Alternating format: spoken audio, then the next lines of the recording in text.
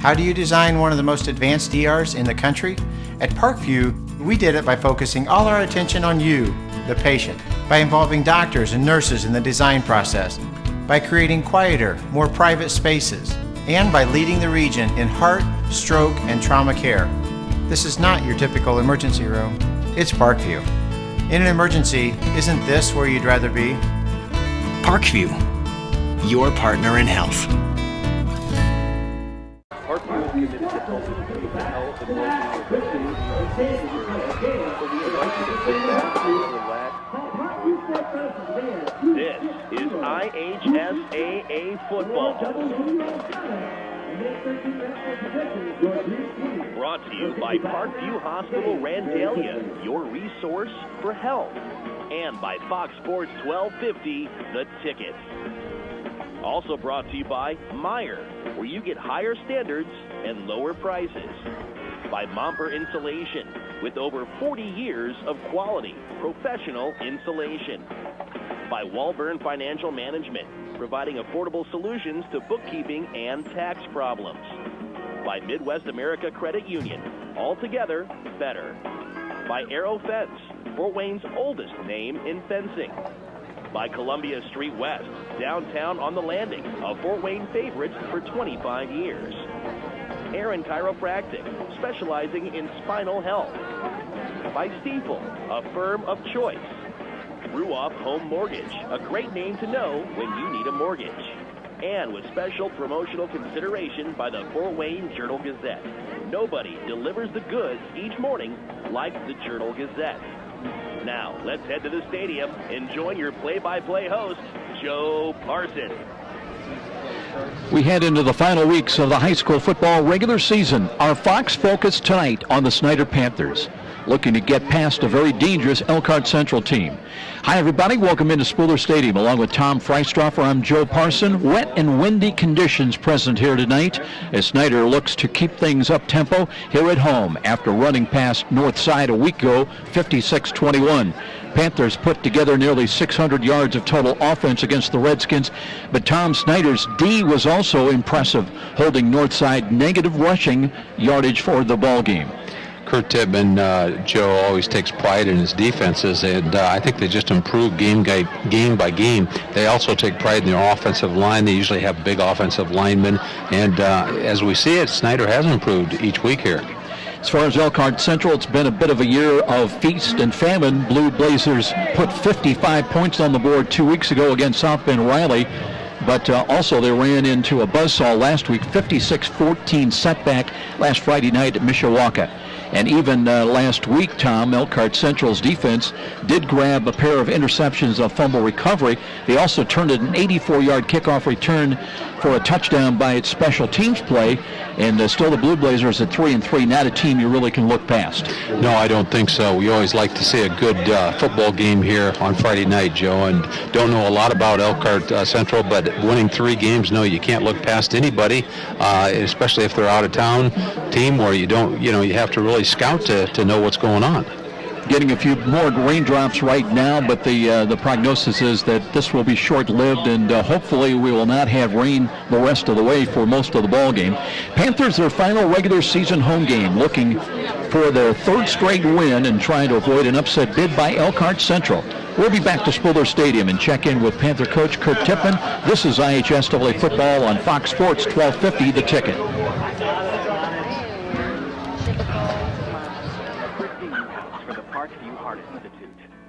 I'm entrenched in my kids' lives, and I eat a healthy diet, and I'm actually probably the last person you expect to have a major heart event like this happen.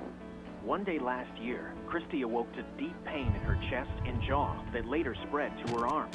I ended up going to Parkview's ER, and they told me I was having a massive heart attack. Teams from Parkview's ER and Heart Institute worked together to save Christy's life, treating the heart attack, restarting her heart after she suffered a cardiac arrest, inserting 2 stents, and equipping her with a wearable defibrillator that was developed in part from clinical research done right here at Parkview.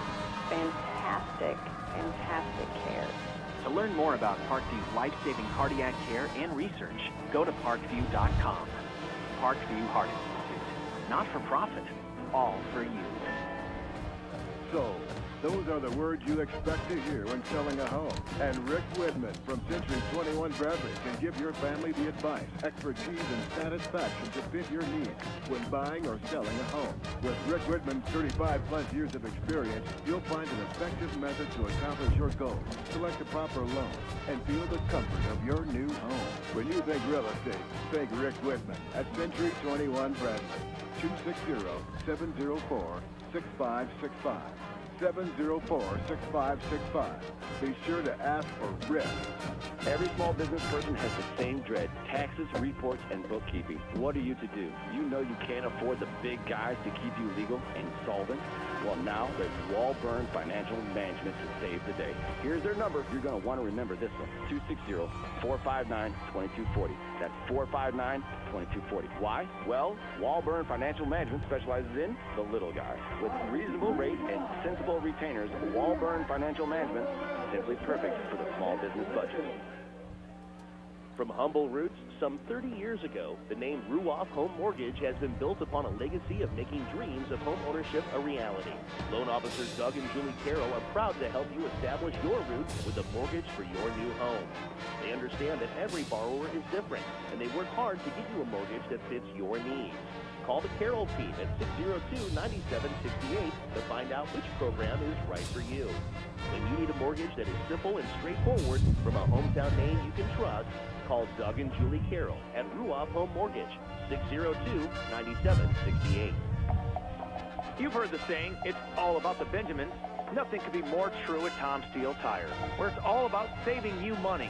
For over 35 years, this family-owned business has been saving Fort Wayne drivers lots of Benjamins. Offering quality tires and ASE-certified mechanical service for your car, and that includes an oil change and tire rotation special, all for just $24.95. 2 convenient locations in Fort Wayne to serve you. Tom Steel Tires, not just a tire store, but a complete automotive center. And now, back to the stadium with Joe Parson and more IHSAA football on Fox Sports 1250, The Ticket. We are back just ahead of kickoff with head coach Kurt Tippmann, gunning for win number 3 in a row tonight against invading Elkhart Central team coach last week. Big win at Northside. And, I know you had just about 600 yards of total offense, but what really caught my eye was the defense. And you held a Northside team that's got all that quickness and skilled position players to negative rushing, and that speaks very highly about your D. Well, we improved. We thought we improved, and our big emphasis going into that game was to be disciplined on defense. You can't freelance and you can't get out of your gap, and to be able to play as 11 guys with leverage and run to the ball. And we thought we did a pretty good job with the speed and the space that they present. You've had 2 wins now since that tough loss against Penn, and that was kind of a measuring stick in a way. What do you feel, what have you learned maybe about your team since then and with the things that have gone right? Well, in the Penn game, we thought we played well. We just made key mistakes at times that were crucial, and Penn capitalized. And, interestingly, the score last year when we didn't think we played very well at all was very similar. But we had a different measurement, I think, this year, and we thought we played well. And I think it even gave us a little confidence, that we can play with the best teams. And because of that, I think our practices have been a little better, and we're improving each week. Let's talk about Elkhart Central. Kind of a scary team. A couple of weeks ago they had 55 points scored, and even last week in their loss against Mishawaka, I caught note that they had 2 interceptions and a fumble recovery, so their team definitely you can't look past. Well, they present a lot of athletes as well. Offensive side of the ball, number 1, their running back is very good. We played against him last year. He is quick, and he can hit a home run anytime he touches it. Quarterback is a very good athlete, and they throw it to some very talented receivers. On defense, they fly around. They play good, sound, hard-nosed defense. They play a tough schedule too. That conference is very capable, and so they're battle-tested as well. So it'll be a good matchup for us tonight. I think you were talking about Joe Phillips, their senior running back, and he had a kickoff return for a touchdown last week. I'm sure you saw that on film. Sure did, and he's very talented and very good speed. How about the injuries? I know, the playoffs start in about 3 weeks, and you'd like to be at your healthy at best, but I noticed on the injury report you got some names and some new names. Yeah, but those guys are starting to get healthy. We've added a few guys to that list, but Colton's actually, practicing a little bit. He's, still not 100%, but he's going to take some snaps tonight. We've actually had some season-ending injuries, and some of that bug hit us, but we'll be getting some of those back. Alex Reese is back from the Lures game. He was injured in game 1 in the second half, and he's finally got a little bit of time in the game last week, but had a full week of practice, and will be in there a bunch tonight. So we're starting to get some of those guys back. Head coach Kurt Tippmann with his take on the matchup here tonight. He is in his 6th year. They are 3-1. The Panthers are at home at Spooler Stadium. This week in 5A, Associated Press has them ranked number 2. That's the same as in the coaches poll, number 2 for the Snider Panthers, and 5-0 in the SAC, 5-1 overall. For LaVon Johnson in his 5th year, the Blue Blazers of Elkhart Central are even at 3-3. They're just 1-3 though in the Northern Indiana Conference. A year ago they were 2-9. They lost their first 8 ball games, including going 1-2 they lost 34-0 to Concord in the sectional. As far as the Panthers a year ago, 9-3, they won the sectional championship. They lost in the regional 36-7 on this field to Westfield. We'll be back after this 3-minute timeout, and this is IHSAA football on Fox Sports 1250 The Ticket.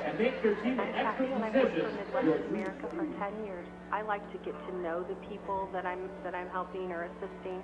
So to do that, I get to know things about their lives that are happening, whether they are going on a cruise and how to save for that cruise, or whether they're going to have another child and what they're going to name those children, because you have to know their personal life in order to really help them meet their financial goals. Midwest America, all together, better.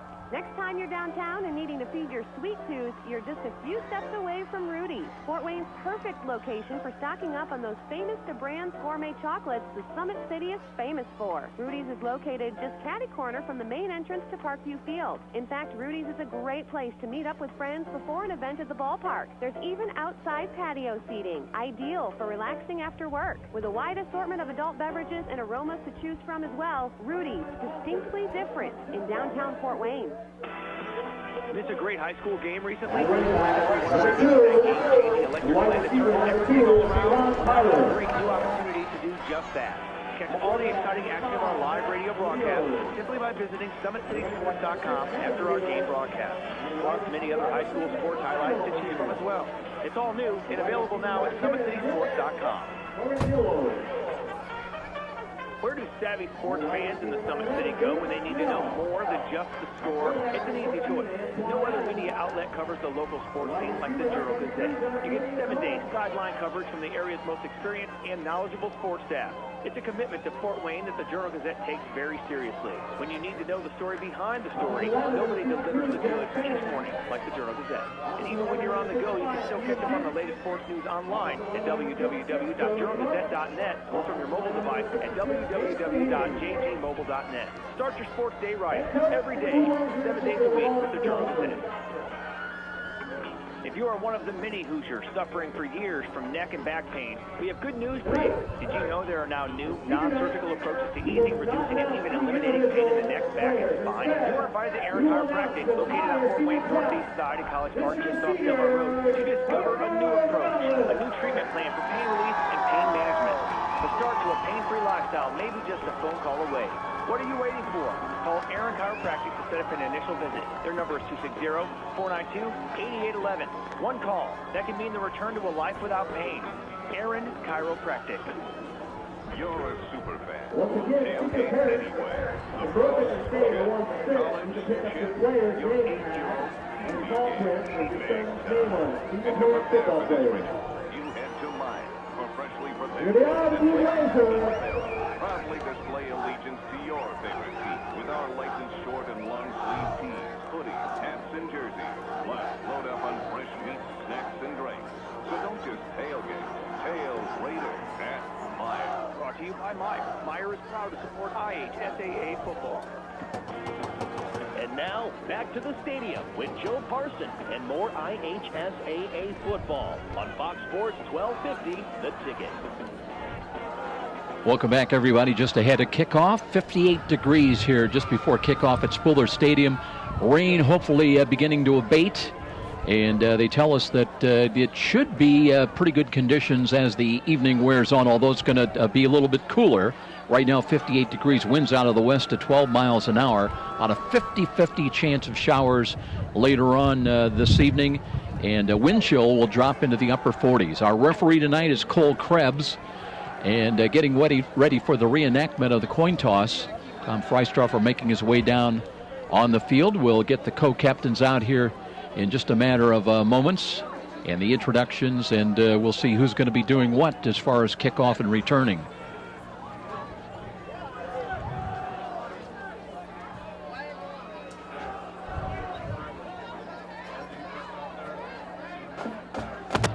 Okay, fellas, we had the toss before the game. Elkhart Central won the toss, decided to defer. Snider's going to receive. I'm going to step through, give the signals, and we'll be up, ready to break. Anybody got any questions for me? All right, fellas, good luck tonight, all right?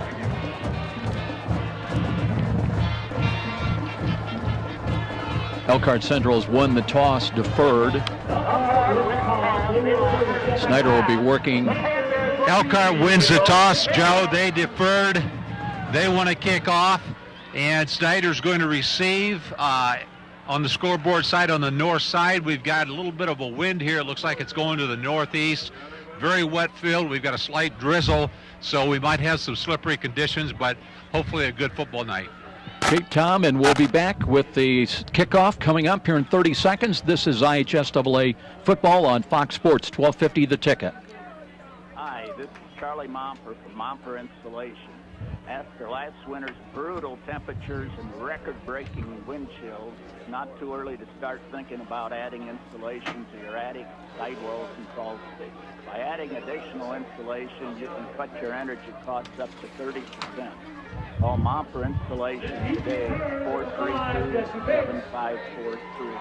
Momper, the #1 name in installation since 1956. And now, back to the stadium with Joe Parsons and more IHSAA football on Fox Sports 1250, The Ticket. Well, we see some blue sky, or what at least clearing skies out to the west. Let's hope that continues. Trend, it'll be Elkhart Central kicking away from left to right. As Tom mentioned, 12-mile wind out of the west. That's a crosswind, so it could be a big factor with the passing game. Mac Hippenhammer's back deep, had 3 kickoff returns for the year, 12 kickoff returns at a long of 33. Here comes the kick near side. It's short. That one's fielded at the 35 and the 36, and Panthers fall down on it right away, so they'll have the ball right there short of just across their 35-yard line, moving from right to left as we get this game underway. Russell Davies coming first onto the field, but the Panthers going to huddle up before they come on out. And they'll spot it 1st and 10 right at the 36.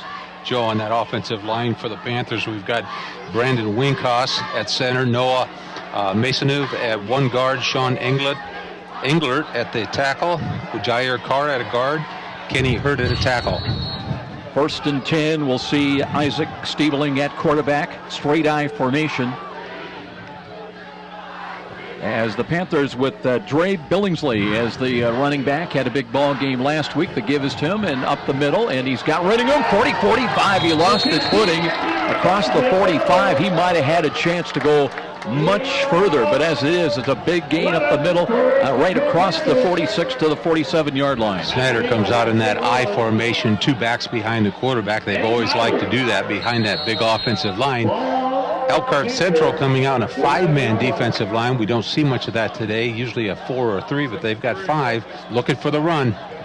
David Turner in wide to the right side. Twins out there to the wide side of the field, out of the pistol now. Blitz showing defensive right side. Play action fake. Here is Stiebling, completes. He's got Desmond Davis. Davis into Elkhart Central territory inside the 40. Evaded one tackle and brings it down to about the 36-yard line. Isaac Stiebling, quarterback, 6'3", 175. Kurt Tittman likes him at quarterback. He's got size, he's got speed, he can throw the pass. Comes in having thrown for over 200 yards, 1 touchdown, 1 interception. Check it, I'm looking at the wrong guy. That was Colton Painter's numbers. And by the way, Coach Tittman says he may take some snaps here tonight. He's been out with a separated shoulder. And here's a little read option. They'll give it to the first back through. That's the fullback taking it inside the 35 to about the 34-yard line. But more about Stiebling's numbers, completing 63% of his passes. He's got 9 touchdowns and 3 interceptions, and he's thrown for 299 yards to start the game. Gain of 1, 2nd down and 9. Hippenhammer in wide to the right side. And a wide out here to the left. That's Malik Bramley. Bramley at 6'3", a junior. Straight I formation again. Stiebling under center. Looking, hands the ball off. There's an off-tackle run and running room again inside the 25 to the 20 and down inside the 15 to about the 13-yard line. That was Eric Cirillo. Eric Cirillo, who's been nagging injuries, battling them up for a good part of the season. And a good gainer, Tommy. He has got 1 rushing touchdown and averaging nearly 10 yards a carry ACY. Eric Cirillo down on the sidelines. It looks like he was hit hard. Just came out of the backfield with a fullback leading off tackle to the left of Snider's offensive line. What a great offensive play that was. Picked up about 35, 40 yards on the ground. But Coach Tippmann told me he's been battling hamstring injuries, and they get good, and then he kind of aggravates them again, and wonder if that's going to be maybe a hamstring injury also. They're still working on him down on the left corner of the end zone. It looks like there's going to be a bit of an official's timeout, the injury timeout. So with no score in our ball game, now they're helping Cirillo to his feet and limping quite noticeably. We're going to keep things right here.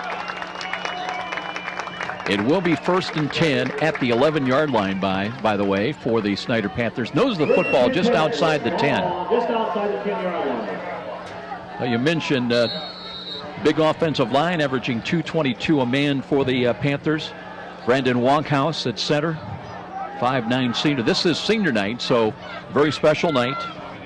Malik Bramley in again, wide to the right side. He's got man coverage out there. Now they go to the power I formation with Desmond Davis offset to the left side. Running back is Dre Billingsley, and the handoff is to him as he is spun around trying to keep his footing, and it's going to lose maybe a yard and a half. They may give him progress back to the 11.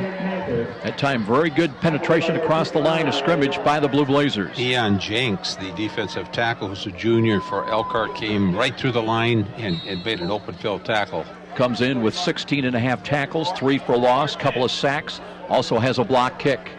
Now the Panthers work from the right side hash mark. Davis, the up back in a straight I formation. Billingsley stays in there. Under center is Stiebling. Stiebling looking, play action fake, rolls to the, no, he did hand the ball off. And let's see, a gain down inside the 10, close to the 7. Stiebling did a pretty good job of disguising that as he was going to maybe come up with a pass attempt. So that'll bring it 3rd down. 3rd down and 7.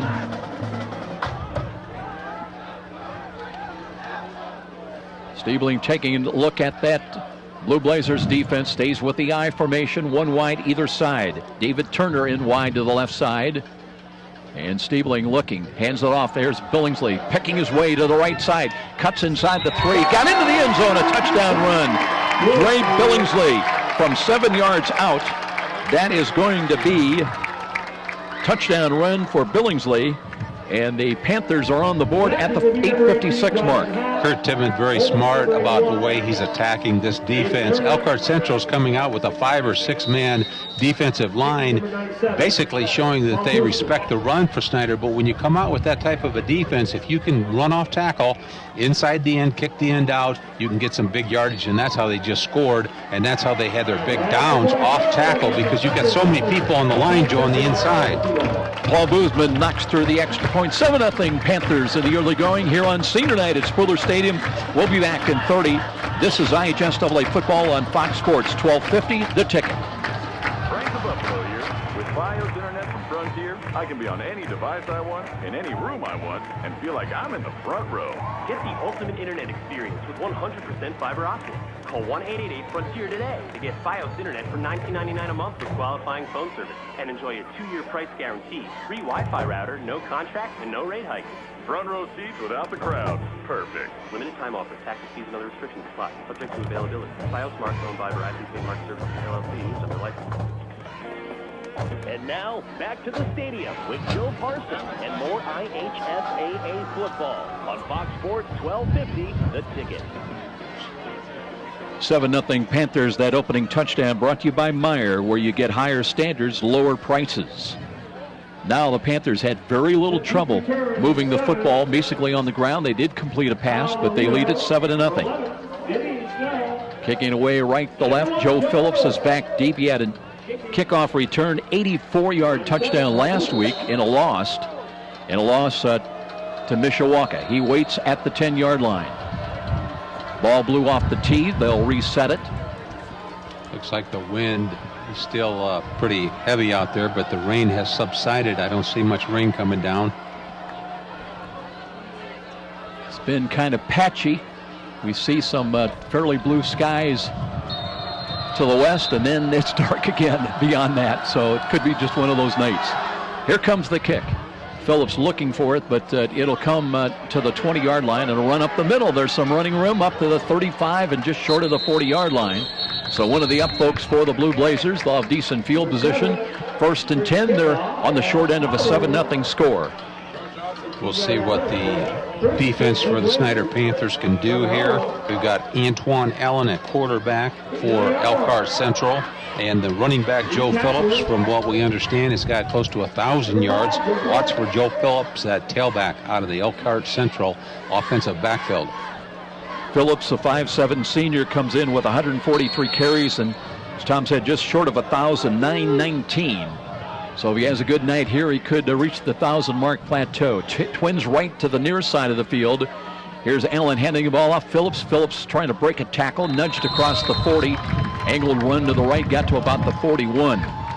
Snider going with Matt Schwartz. He's a senior at tackle. He's been around for 2 or 3 years. Ryan Peasley at the other defensive tackle.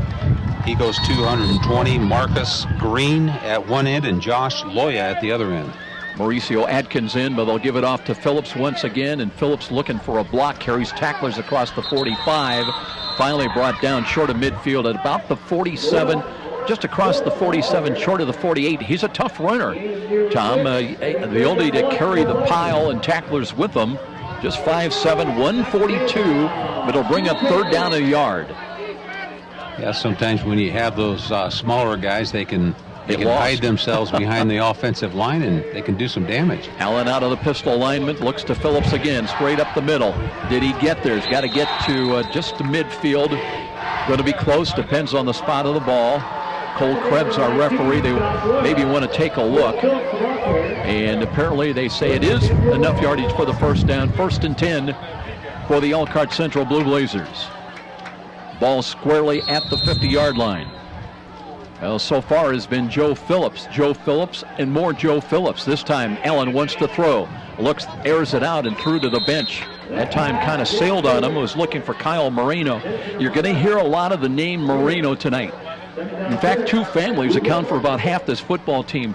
The Morenos have 3 brothers playing, and on defense, they've got the Tylers, they've got twin brothers there. 2nd down and 10 with the ball right at midfield. Allen taking a look again onto the pistol. Option run, quarterback draw, looks to the left side, lowers the shoulder, got it into Snider territory. Forward progress down close to the 46 of the Panthers, where he's driven back. That time Jalen Fowler came up and run support from his quarterback position. This is a pretty good defensive line for Snider. You talked about Matt Schwartz already, Tom. Josh Loya making a start tonight, leads him with 18.5 tackles. It'll bring up 3rd down and 6. Elkhart Central with 2 wide to the short side to the left, 1 wide to the right. Allen ready to take the snap again. Low snap, he's got it. Wants to throw, guns it out to the left's got a catch, but falling down immediately. That's going to Vinny Schnell on the catch, but short of the 1st down by about a couple of yards. Nothing fancy by Elkhart Central. They come out with a single back. They've got Joe Phillips. They feel that's all they need because he's so close to 1,000 yards. They've got receivers out on the outside. All receivers and 1 back, so not too hard to figure out what they're going to do. Nothing fancy here, just some small passes in the flats and running by Joe Phillips. It'll be 4th down and 3. And they've got a tight end. That's Joe Holmes that's checked in. And they're going to go for it. And there was movement at the line of scrimmage. And it looks like Snider might have encroached, maybe on a hard count. So if it goes against the Panthers, that would be an automatic first down. But let's see. The penalty might be going the other way. It is against Elkhart Central on procedure. So that cost them 5 yards, and now they do bring in the punt team. Brian Vance to punt the ball away. He's already punted 30 times this year, averaging 29 yards. Panthers got Jesse Bates back in punt return. 2 of them back there in punt return, along with Hippenhammer. So Vance waiting for the snap at his 40, bobbled it a moment, got it away. Sailing ball. Bates has got it inside the 15. Cuts up, cuts the left boundary. Across the 20, 25, 30. Near sidelines, 35, 40, 45. Still on his feet. Got a chance to take it a couple of more yards deeper into Elkhart Central territory, down to the 46. He was leaning on a tackle by the shoestrings, Tom. If he breaks that, he might have had a chance to score. Elkhart Central lost their contain, Joe, on the outside, and Bates, Jesse Bates, the 6'2", 185 senior, came out to the outside, broke that contain, but then he saw an opening on the inside, picked up about 10 more yards, and they're past the 50. 7-0 Snider in the lead already in their second possession, as Alex Taylor will check into the ball game, be part of a trips package wide to the right side. Empty backfield now for Stiebling. Stiebling taking a look, 1st and 10 at the 47-yard line of the Blue Blazers. Here's a screen pass, comes bubble screen, and that one's dropped in and out of the hands. That time, as we mentioned, Alex Taylor coming in to the game, and he had 2 blockers in front, but he tried to run, Tommy, before he could secure the football. He sure did. He didn't look the ball in. You've got to watch that football all the way into your hands. He didn't do that. Should have caught that out in the flat. Offensive line for the Panthers averaging 222 a man. They've done a good job already. As Taylor, they want to flip-flop him now wide to the right side. Up in the slot to the right side is going to be David Turner. Kind of a double wing alignment right now, double slot if you will. And Stiebling's got a little motion out of that Turner, and he keeps it himself. Here's Stiebling. Tackled, good low tackle that time as Snelling came up and made the tackle at the 44-yard line. So Snider going to be looking at a 3rd down and 6 call coming up. Vinny Snell, the defensive linebacker for Elkhart Central. Boy, what a nice tackle there. Just came out of nowhere. You usually don't see that. People taking Isaac Stiebling down, the quarterback for Snider, in that fashion. On 3rd downs last week at Northside, Snider was 5 of 8. Very good, 63% conversion. 3rd down and long. Stiebling looking, wants to throw, loads up, throws to the right, going down. That'll be short of the 1st down at the 41. The catch is made, and that was David Turner on the catch. So it's going to be 4th down and a couple. Nice catch by Turner out in the flat. You know, you got wet conditions out there. I think he slipped as he was catching the ball. Just couldn't go anywhere after he caught it. Snider's bringing in their, looks like their punting team. Now let's see, Stiebling can punt. And looks like he's going to do the punting here tonight. He'll kick it, wait for the snap at his own 45-yard line. Unless we see some kind of a fake. It's 4th down and about 3. But no, he will punt the ball away. High end over end, near side. Phillips lets it bounce and trying to let it get into the end zone. It did. It kicked in there. It'll be a safety. And it'll be 1st and 10 for the Blue Blazers. They'll have it at their own 20-yard line. Got 4:10 left here in the 1st quarter. Snider Panthers over the Elkhart Central out here at Northrop Stadium. So you think it's safe to say the 80 and 90 degree days are over with for us? Well, it kind of looks that way, Joe. Got some cold weather coming in. I think it's only downhill from here on.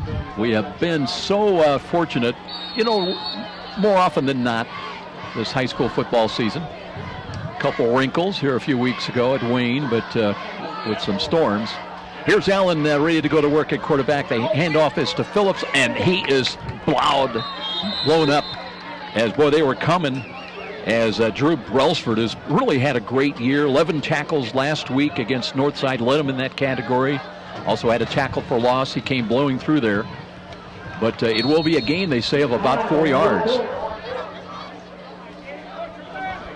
So Phillips, a marked man, but still able to get positive yardage.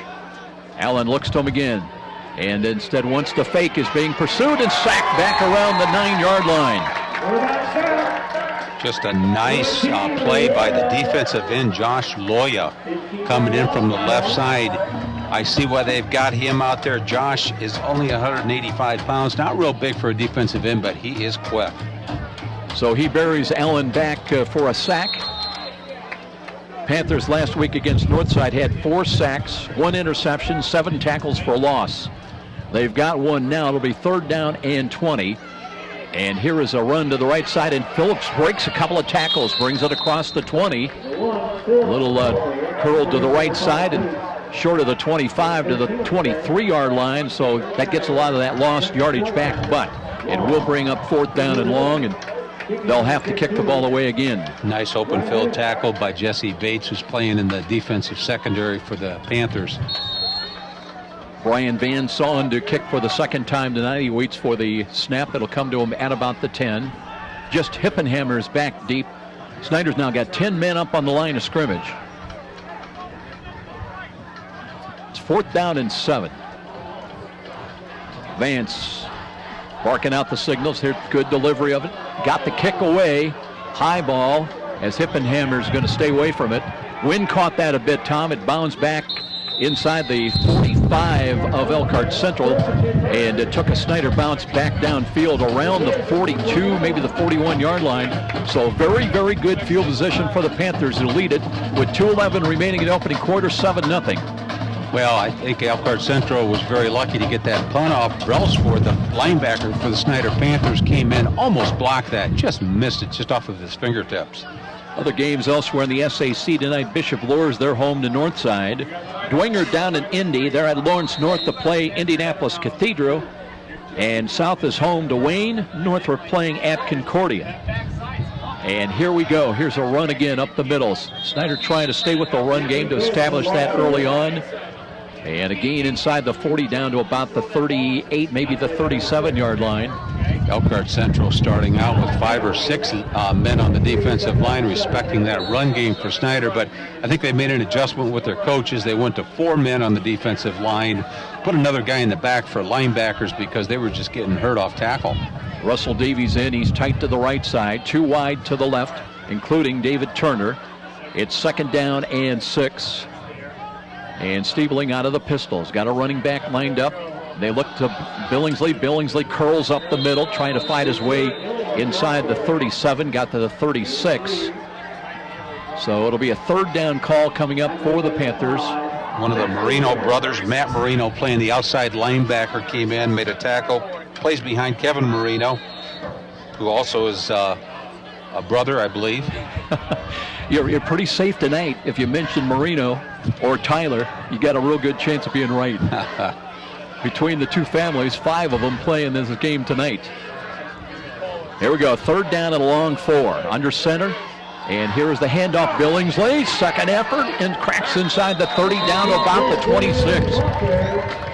Billingsley, one of the many tailbacks that Snider has produced throughout the years. Kurt Tedman and the Snider Panthers, along with previous coaches, have always had outstanding tailbacks throughout the career, their football careers out there, Joe. A lot of great talent has come out of the Snider football program.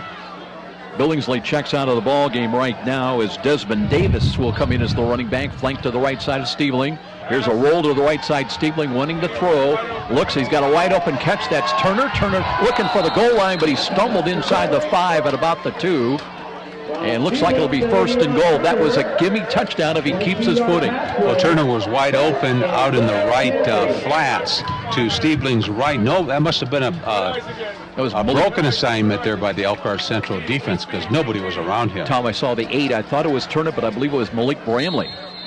Bramley gets it down deep. It'll be 1st and goal at the 3. Now they're going to bring in Swartz as the blocking back. Double wing. They've got Desmond Davis as the tailback. Here's Stiebling looking to Davis. Davis works off tackle and into the end zone. Well, they had the big boys opening up the holes. Noah Masonov on the right guard. opening it up, and a touchdown run of 3 yards at the 16-second mark. A lot of teams do that. They brought Schwartz, who's a defensive tackle, in as a blocking back. Sometimes you bring an offensive guard in, maybe an offensive tackle, put them in the backfield in that power eye. Just get a power formation down there and put it over the goal line. Boozman coming on to try to make it a 14-0 Snider lead. Just seconds remaining in this first quarter. The kick long enough and good. Timeout here at Fuller Stadium. 14-0 Panthers looking to go to 6-1 on the year. And we'll be back right after this timeout. This is IHSAA football on Fox Sports 1250 The Ticket.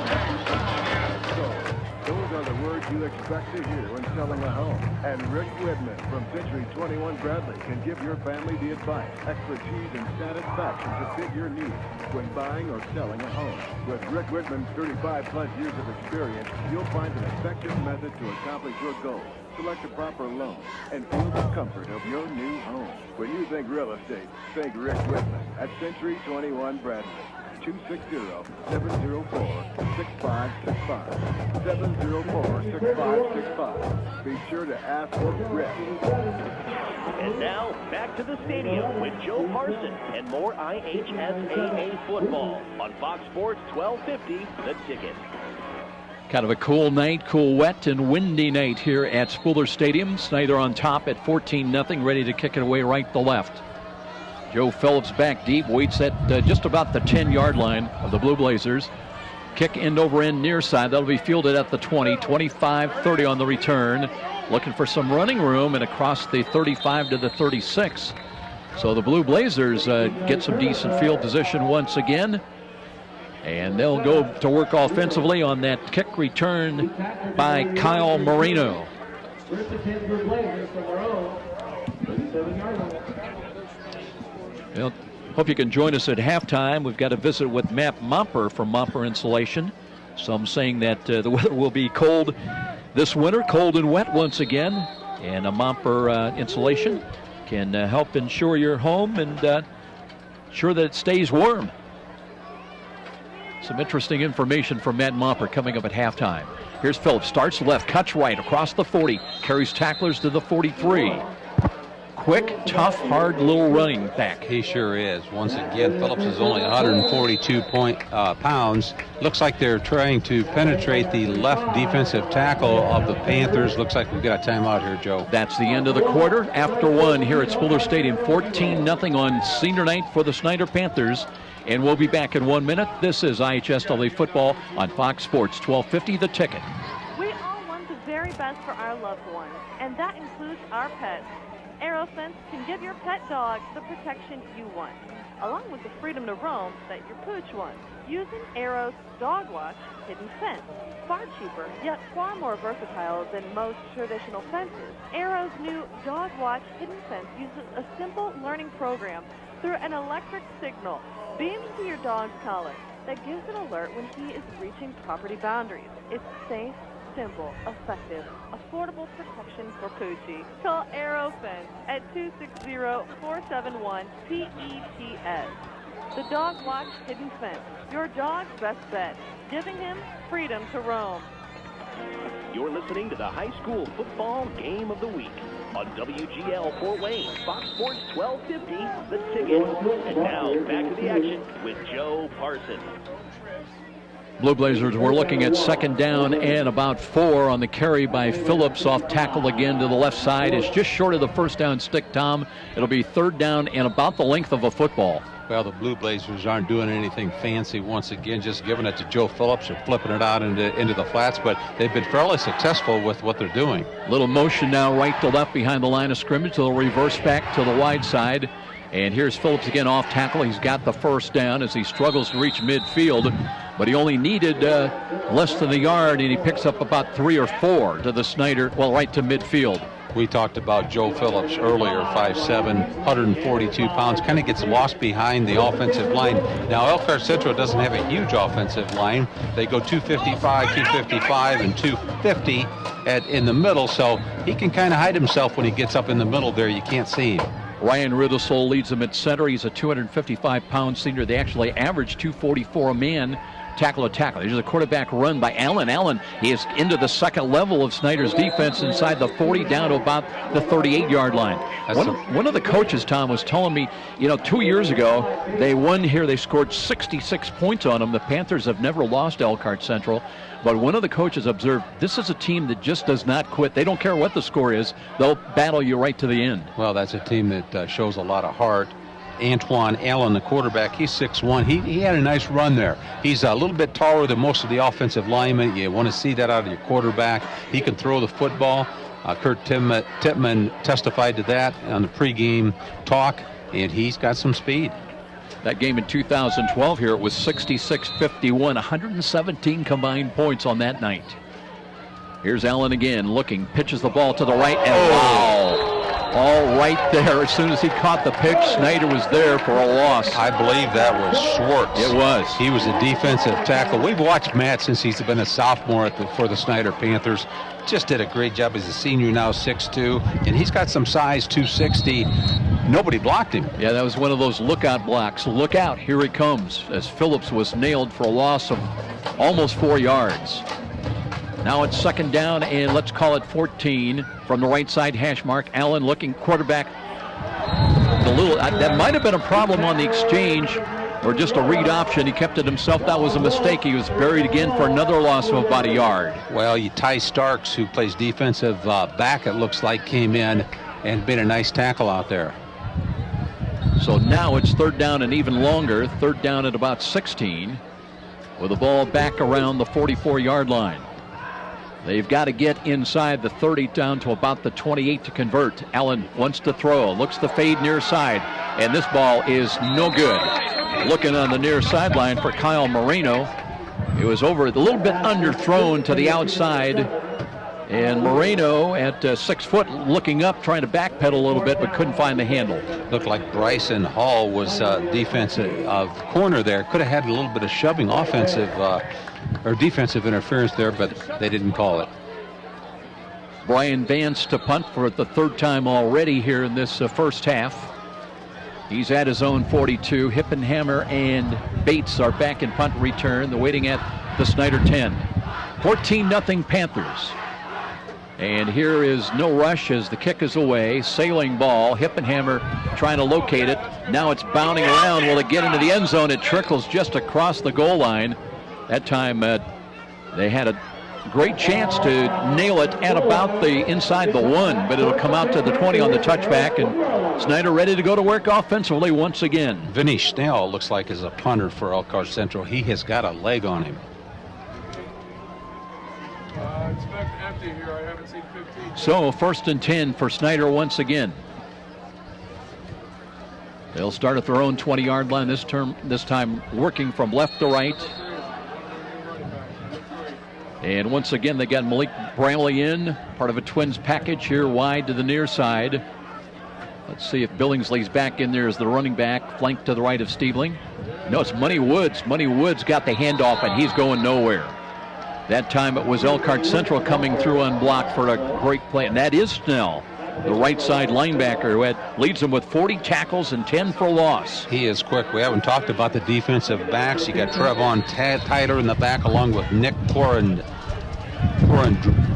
Hope I'm saying that correctly. Corandrillo, yeah.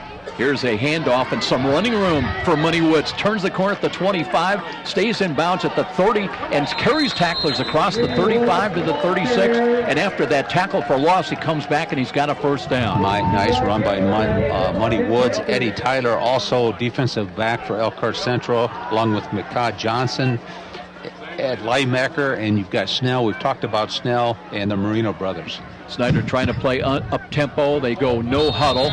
Now the ball is marked ready for play. Stiebling looking to throw this time. He's got a wide open Malik Bramley at the 50-yard line to the 40. 35, 30, cuts inside to the 25, to the 20. Gets by another to the 15. And knocked down inside the 15. Short of the 10 at about the 12-yard line. Malik Bramley with some fancy footwork after the catch. Well, Bramley's got some size, but he didn't need his size on that catch. He was wide open. Nobody covering him out in the flat. And he did some nice open field running. Snider up to the line of scrimmage, ready to go to work once again. And they got a tight end tight to the left side. Two wideouts to the left side, including David Turner up in the slot to the left side. Bramley stays in wide right. Running back is Money Woods. You got to love that name, Money Woods. He has been money at times this year for Snider, and just a sophomore at 165.8. And they'll look to him to run the ball again. Off tackle left, cuts it and chipped up and dropped it. Now a penalty flag as coming in there, Matt Moreno got the stop. I will say one thing, Elkhart Central may be outsized in this football game, but they've got some good open field tacklers. Those Moreno brothers can tackle. Snell, as you know, can come in from the inside. Been impressed with their tackling. Cole Krebs, our referee. Looks like the penalties against the Panthers, they're already backing up. 8:41 on the clock. That was a tackle for loss, Tom, so it's a holding against Snider, but they're going to accept the penalty. Go ahead. Snider's up 14-0 here, as Joe said, with 8:41 in the second quarter. Some of the other games elsewhere in the NHC tonight, Carroll going against Homestead. That's a big one. New Haven, they're home to Belmont. Columbia City taking on East Noble. DeKalb at Norwell. The ACAC, Leo is at Woodland. And here we go. Here stepping up, here Stiebling looking for some running room now, scrambling and brings it around and got rid of the ball. And it's incomplete. Trying to throw right side. Boy, Stiebling dipping and bobbing and weaving, trying to find some room to get rid of that pass, looking for Bramley again, but now it'll be second down and long. Well, he set up in the pocket like he should have, but pocket was broken. There were several Elkhart Central defensive people on him, but he was elusive. Second down and 22. They'll run Money Woods with the ball. He breaks it outside left, looking to turn the corner. Got close to the 20-yard line before knocked down. Clock going to continue to move. He did not get out of bounds, and it'll run inside of 8 minutes before the snap of the ball. Positive yardage will bring up third down. Third and about 16 or 17. Panthers up the line of scrimmage. They have two wide to the short side to the left. Stiebling wants to throw again, looking, pulls it down, throws over the middle. That one is caught at the 15 to the 10 to the 5. And did they get in for the end zone? No, they're short of the end zone by about a yard. Is that David Turner? Let's see. They'll try to check out the number. It is David Turner on the catch, and good run as he came close, Tom, within about a yard of scoring. Oh, Stiebling can put it right on the numbers. He's a good runner. He's a good general. He thinks when he's out there, he doesn't throw it too quickly, and just a nice pass. You know, that's a good point, because actually the coverage was there for Elkhart Central, but Stiebling able to thread the needle. Here they come up the line of scrimmage, needing a yard, trying to run it out to a 3-touchdown lead. Blitz shown up the middle by the Blue Blazers. A little movement at the line of scrimmage, and they've got the left tackle came out of the stance. And that one against Jair Carr will cost them 5. Haven't really seen a lot of penalties out of the Snider Panthers or Elkhart Central tonight. Not a lot of flags flying, which shows a little bit more discipline out of both teams. Snider had a great game last week. They were penalized 12 times for 111 yards against the Redskins. They'll look to Money Woods, dipping, and boy, he'll take it into the end zone. That's a touchdown run of 6 yards by Money Woods. Last week he had 16 carries, or averaged 16 yards a carry on 6 carries, scored a couple of touchdowns. He's got his first here tonight. Yeah, Money Woods along with Desmond Davis in the backfield, and you've got another Billingsley in the backfield. So Snider is not hurting for running backs. They've got some depth there. They've got some good receivers and a big offensive line moving the ball at will here tonight. Up 20-0. This will be 21-0 with 7:41 left in the second quarter. Boozman right-footed kick was tipped. No, he didn't get it. Nope, it was tipped to the line of scrimmage. Good to block by the Blue Blazers. That'll keep it at 20-0 with a timeout here at Spooler Stadium. And this is IHSAA football on Fox Sports 1250, The Ticket. IRS tax code now consists of nearly 80,000 pages of rules and regulations. It's enough to make you cry. But now there's real affordable help right here in Fort Wayne. Walbert Financial Management, a firm that cuts right through the legalese, working hard for you, providing external solutions to bookkeeping and tax problems. Walbert Financial Management, taking flawless care of all your personal reporting, P&L, or even individual tax requirements. Give them a call, 260-459-2240. You'll sleep better at night being assured everything's taken care of. Walbert Financial Management. And now, back to the stadium with Joe Parson and more IHSAA football on Fox Sports 1250, The Ticket. Panthers cruising along on the strength of 3 rushing touchdowns so far in the first half. They lead visiting Elkhart Central 20-0. Some big, tough games coming up, though, for the Panthers, Tom, the next couple of weeks. They play Dwenger next Friday night, and then in both games on the road, followed by a game at Wayne. Short kick near side, caught at the 21. Return across the 25 to the 30. That's Schnell on the return and got it out to the 31, maybe the 32-yard line. Doesn't look like Elkhart Central brought a lot of people here tonight, maybe 30, 35 players, but they're free of injuries from what they have so far, and they've been playing pretty good football. Snider has just improved week by week, offensively, defensively, disciplining themselves, looking probably a little bit forward to the playoffs, but you want to take these games one at a time. 7 minutes left here in the second quarter. Out here at Northrop, 20-0. Snider over Elkhart Central. Blue Blazers back home next Friday night. They take on South Bend Adams. And here is Allen back in there at quarterback with Joe Phillips. Gets the call, lowers the shoulder, but ran into a wall. Take your pick for the Panthers. It'll be maybe a half a yard gain, but not much room in there to run, as Joe Williams was there and had a lot of help. Got Snipes at left tackle for Elkhart Central, and Isaac Barrios, it looks like, at right tackle. Wind out of the west at 12 miles an hour, but gusting. Here's Allen, checks off, screens the ball. That one deflected, and boy, in and out of the hands. That was Joe Williams again.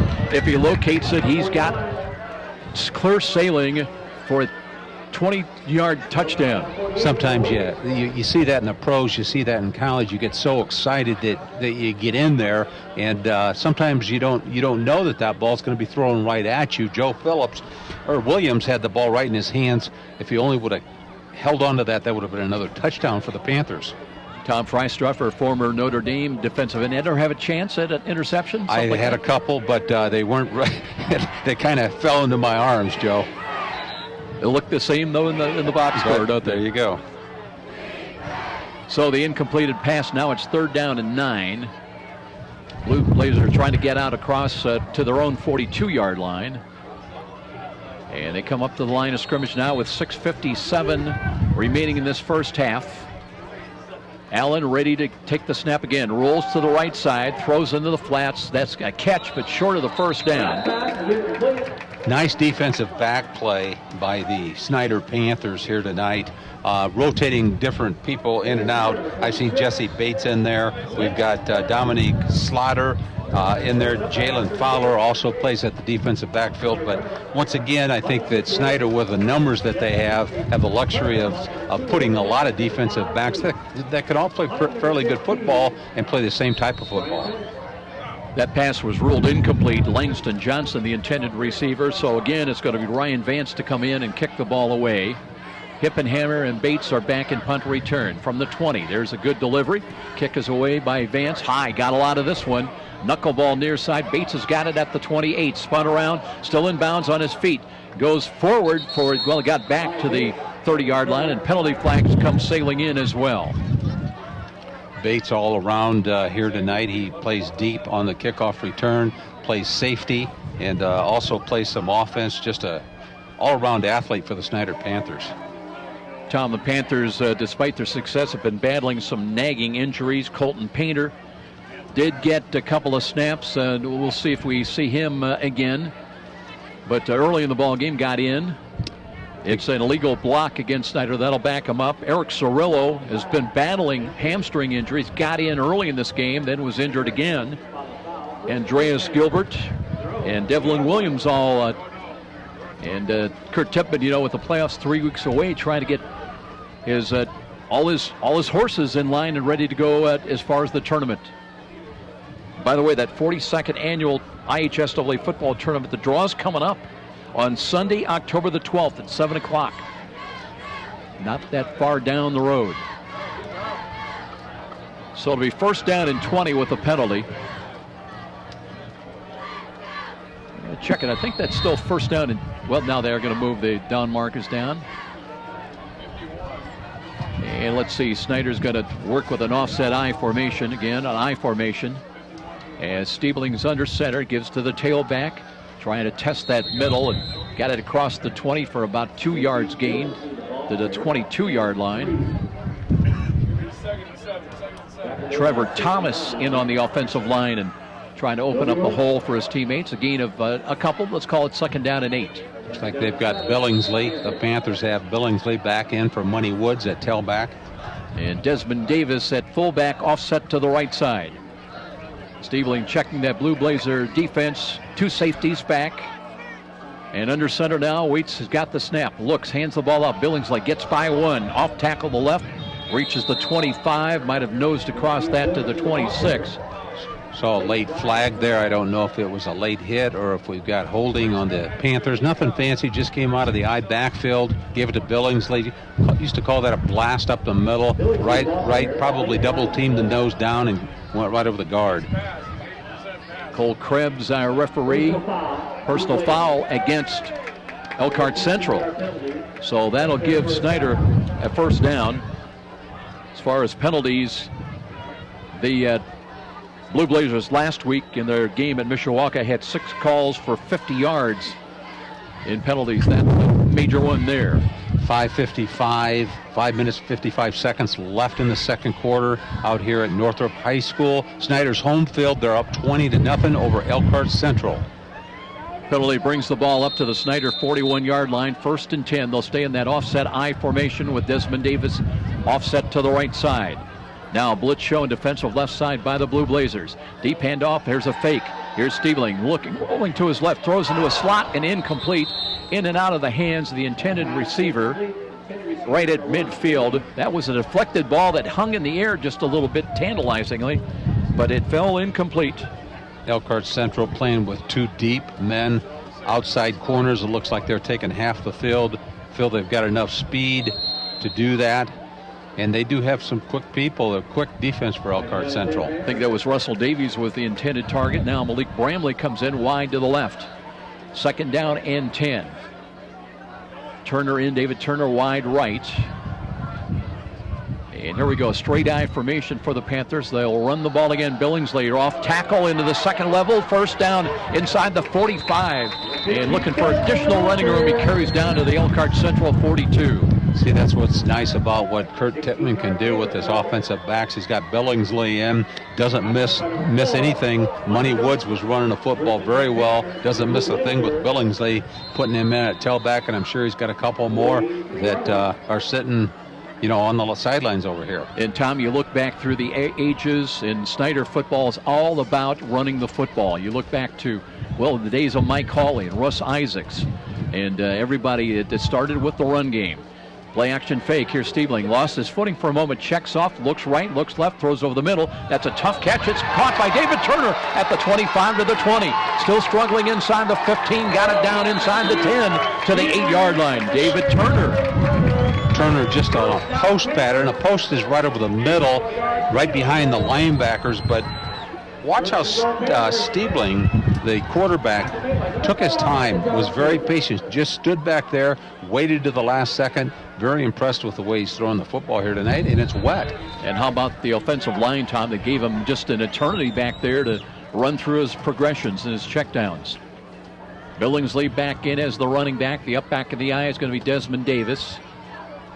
Isaac Stiebling with 1 wide to the right, 1 wide to the left. Looking to take the snap under center once again. Now he looks deep handoff. Here's Dre Billingsley. Cuts it to his left. Looking for running room inside the 10, inside the 5.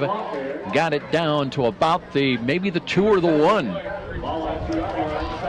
Big Brandon Winkhouse at center for the Snider Panthers. Jair Carr. Noah Mason-Nuve, I believe, at the right guard, along with Sean Englert and Kenny Hurt, doing a great job up front. It'll be 2nd and goal now from the 2-yard line. They work from the left side hash mark, 20-0. Snider trying to add to their 20-point advantage. Stiebling taking a look at Elkhart Central's defense once again. Stays with the eye behind him. Deep handoff once again. And they'll run Billingsley and into the end zone for a touchdown. Dre Billingsley scores from 2 yards out. That's his second touchdown run of the night, and it's at the 3:54 mark, 26-zip. Panthers. Didn't talk about Ryan Inslee. We named the offensive lineman. Ryan Inslee is also in the game. He's a senior, 6'3", 285. I think he's been in there for most of the quarter here. Elkhart Central blocked the last extra point attempt. Right-footed kick on the way, and that is good. This time knocked through successfully, and that's Boozman with the got it through. It's 26-0 in the wind, really blowing hard at times now. We'll step out. This is IHSAA football on Fox Sports 1250 The Ticket. From humble roots, some 30 years ago, the name Ruoff Home Mortgage has been built upon a legacy of making dreams of home ownership a reality. Loan officers Doug and Julie Carroll are proud to help you establish your roots with a mortgage for your new home. They understand that every borrower is different, and they work hard to get you a mortgage that fits your needs. Call the Carroll team at 602-9768 to find out which program is right for you. When you need a mortgage that is simple and straightforward from a hometown name you can trust, call Doug and Julie Carroll at Ruoff Home Mortgage, 602-9768. And now, back to the stadium with Joe Parson and more IHSAA football on Fox Sports 1250, The Ticket. Now they change it. Thought there was something wrong there, Tom. They were shorting the Panthers by a point, but now they've got a 27-0. So Snider ready to kick it away again. Left to right.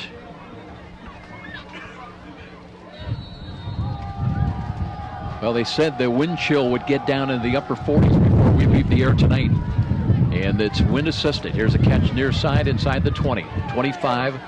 And Vinny Schnell looking for running room, trying to get close to the 30-yard line on the boundary near sideline.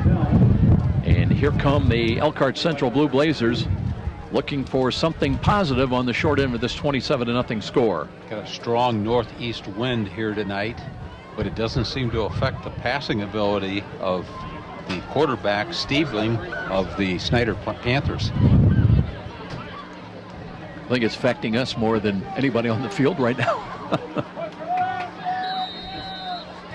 Antoine Ellen has been the quarterback all the snaps so far. He comes out once again, the 6'1" junior quarterback, 160-pounder.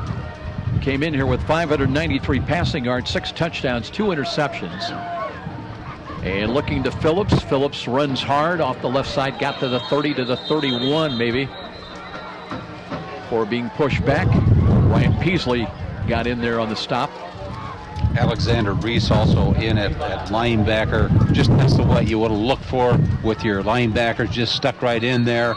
Defensive line did a good job of standing up the offensive lineman for Elkhart Central, and Reese was there to make the tackle.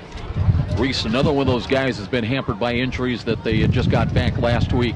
There's an option run to the left side, and they throw the ball off of that. That's caught on the near side. Kyle Marino. Marino, though, just short yardage, short of the 35 to about the 33, maybe the 34. Not going anywhere around Dominic Slider, the outside corner for the Snider Panthers. Just stayed right where he was supposed to do, stayed at home, and made a nice tackle. Bring up 3rd down and 5. Blue Blazers trying to reach their own 40 on this snap of the football. They work no huddle. Game clock down to 2:45 remaining in the first half. Tom will be checking his way down and checking in with Kurt Tempen here at halftime, but he's got to be pleased with his run game so far tonight. Allen with the play clock down to 11 and waiting for the snap out of the Pistols. Got Joe Phillips. He's gone all the way here tonight as the tailback. They'll look to him again, and he runs into a wall right at the 35. Got back to the line of scrimmage, and that is about it. Got to be tough when you're trying to run. Matt Swartz in there again. Well, Elkhart Central have won 3 ball games. They're 3-3. They're the type of a team that they're going to stick with what they've got. You can't really go away from your offensive scheme. They run that Phillips, the tailback, right up the middle. They're really not getting much yardage, showing a 0 here on the clock with 1:51 left in the second quarter, 27-0. Tom, we've talked about it so many times. As good as a running back as you may be, if you don't have a hole, you're not going anywhere. Brian Vance in to punt the ball away at the 20, got it away. And near side Hippenhammer has to let that one bounce and out of bounds at about the 40, maybe the 41-yard line. That'll stop the clock with 91 seconds remaining until intermission. So Snider will have a chance in their proverbial 2-minute drill now, trying to get it going and trying to extend what is a 27-0 Snider lead. Panthers have never lost Elkhart Central. They come in to tonight's battle at 5-0 series-wide over the last 30 years. Bramley coming out as one of the wideouts. He'll go to the left. That's the wide side of the field. As Stiebling all the way tonight so far at quarterback and working from the right side hash mark. Blitz coming defensive. They throw right that way. The catch is made. Hippenhammer spins in the backfield now brings it across the 40 to the 45. Steps out of bounds at about the 46-yard line. Nice little spin move after the catch by Mac Hippenhammer. He's a sophomore, 6 foot, 160 pounds. Had 6 catches for 90 yards and a touchdown last week. Picks up 7 on that last play. Here's Stiebling, left-handed quarterback look, a right-handed I should say, throws on the run and diving for it. That is incomplete. Bramley laid out for it at the 35, trying to pick it off the turf. Couldn't find it. Good delivery by Stiebling up over the linebackers and put it low to the outside where only Bramley was going to have a shot at it with the dive for that pass attempt. But now it's 3rd down and 3. They run the ball. Money Woods back in there, turns the corner to the 50-yard line. He's got a 1st down inside the 45 and brought down at the 43-yard line of Elkhart Central. Clock stopped as they'll move the chains on the 1st down. They moved the ball back to the 45, and they've not yet moved the chains. I don't believe the crew was. There's going to be a timeout called with 1:10 remaining, and I'm not sure what the down guys are looking at. They're going to be moving. Maybe they're getting cold like the rest of us. We'll take a timeout. 27-0 our score. This is IHSAA football on Fox Sports 1250 The Ticket. You've heard the saying, it's all about the Benjamins. Nothing could be more true at Tom Steele Tire, where it's all about saving you money. For over 35 years, this family-owned business has been saving Fort Wayne drivers lots of Benjamins. Offering quality tires and ASE-certified mechanical service for your car, and that includes an oil change and tire rotation special, all for just $24.95. 2 convenient locations in Fort Wayne to serve you. Tom Steele Tire, not just a tire store, but a complete automotive center. And now, back to the stadium with Joe Parson and more IHSAA football on Fox Sports 1250, The Ticket. So the comparative numbers for the two teams coming in tonight, Snider averaging about 39.7 points a ball game offensively, giving up just 18.3. Blue Blazers averaging 26, just over 26.5 points a game, giving up 33 points. Stiebling wanting to throw, steps up, rolls to his right, cuts, looks, pulls it down, will run, and ran into his own man. Is going to get positive yardage to about the 43-yard line. That'll take the clock down to 1 minute, and a timeout called by the Snider Panthers. So, timeout, 27-0 our score. Again, we'll step out. This is IHSAA football on Fox Sports 1250 The Ticket. I'm Kathy, and I've worked for Midwest America for 10 years. I like to get to know the people that I'm helping or assisting. So to do that, I get to know things about their lives that are happening, whether they are going on a cruise and how to save for that cruise, or whether they're going to have another child and what they're going to name those children, because you have to know their personal life in order to really help them meet their financial goals. Midwest America, all together, better. And now, back to the stadium with Joe Parson and more IHSAA football on Fox Sports 1250, The Ticket. Windy, blustery conditions here at Spooler Stadium. The Panthers, though, have gone to their run game. And when they've had to, they've been able to pass the ball effectively as well. They lead it 27-0. They'll have it at the Blue Blazers' 43-yard line. 1 minute remaining late in this second quarter, and it's 2nd down and 7. Stiebling looking to Woods. No, he keeps it himself. Stiebling did hand it off. Maybe you should have kept it. because Woods is trapped for a loss back around the 44. That time I thought almost that on the read option he stuck it into the breadbasket and took it back out. Now it's 3rd down and long, 3rd and 10. Stiebling with his team set at the line of scrimmage, throws the ball into the diving catch is made at the 38. Going down for it was David Turner. It'll be short of the first down stick. Inside of 30 seconds.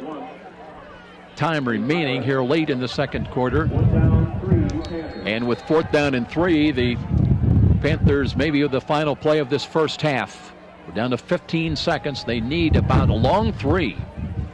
Trying to get it down to the 35-yard line. Stiebling wanting to throw and looking flush to his left side. Will they run? Will he throw? He's going to run. He's got the first down out of bounds inside the 35 to the 30 and maybe to the 29. So he saved some time, but time ran out.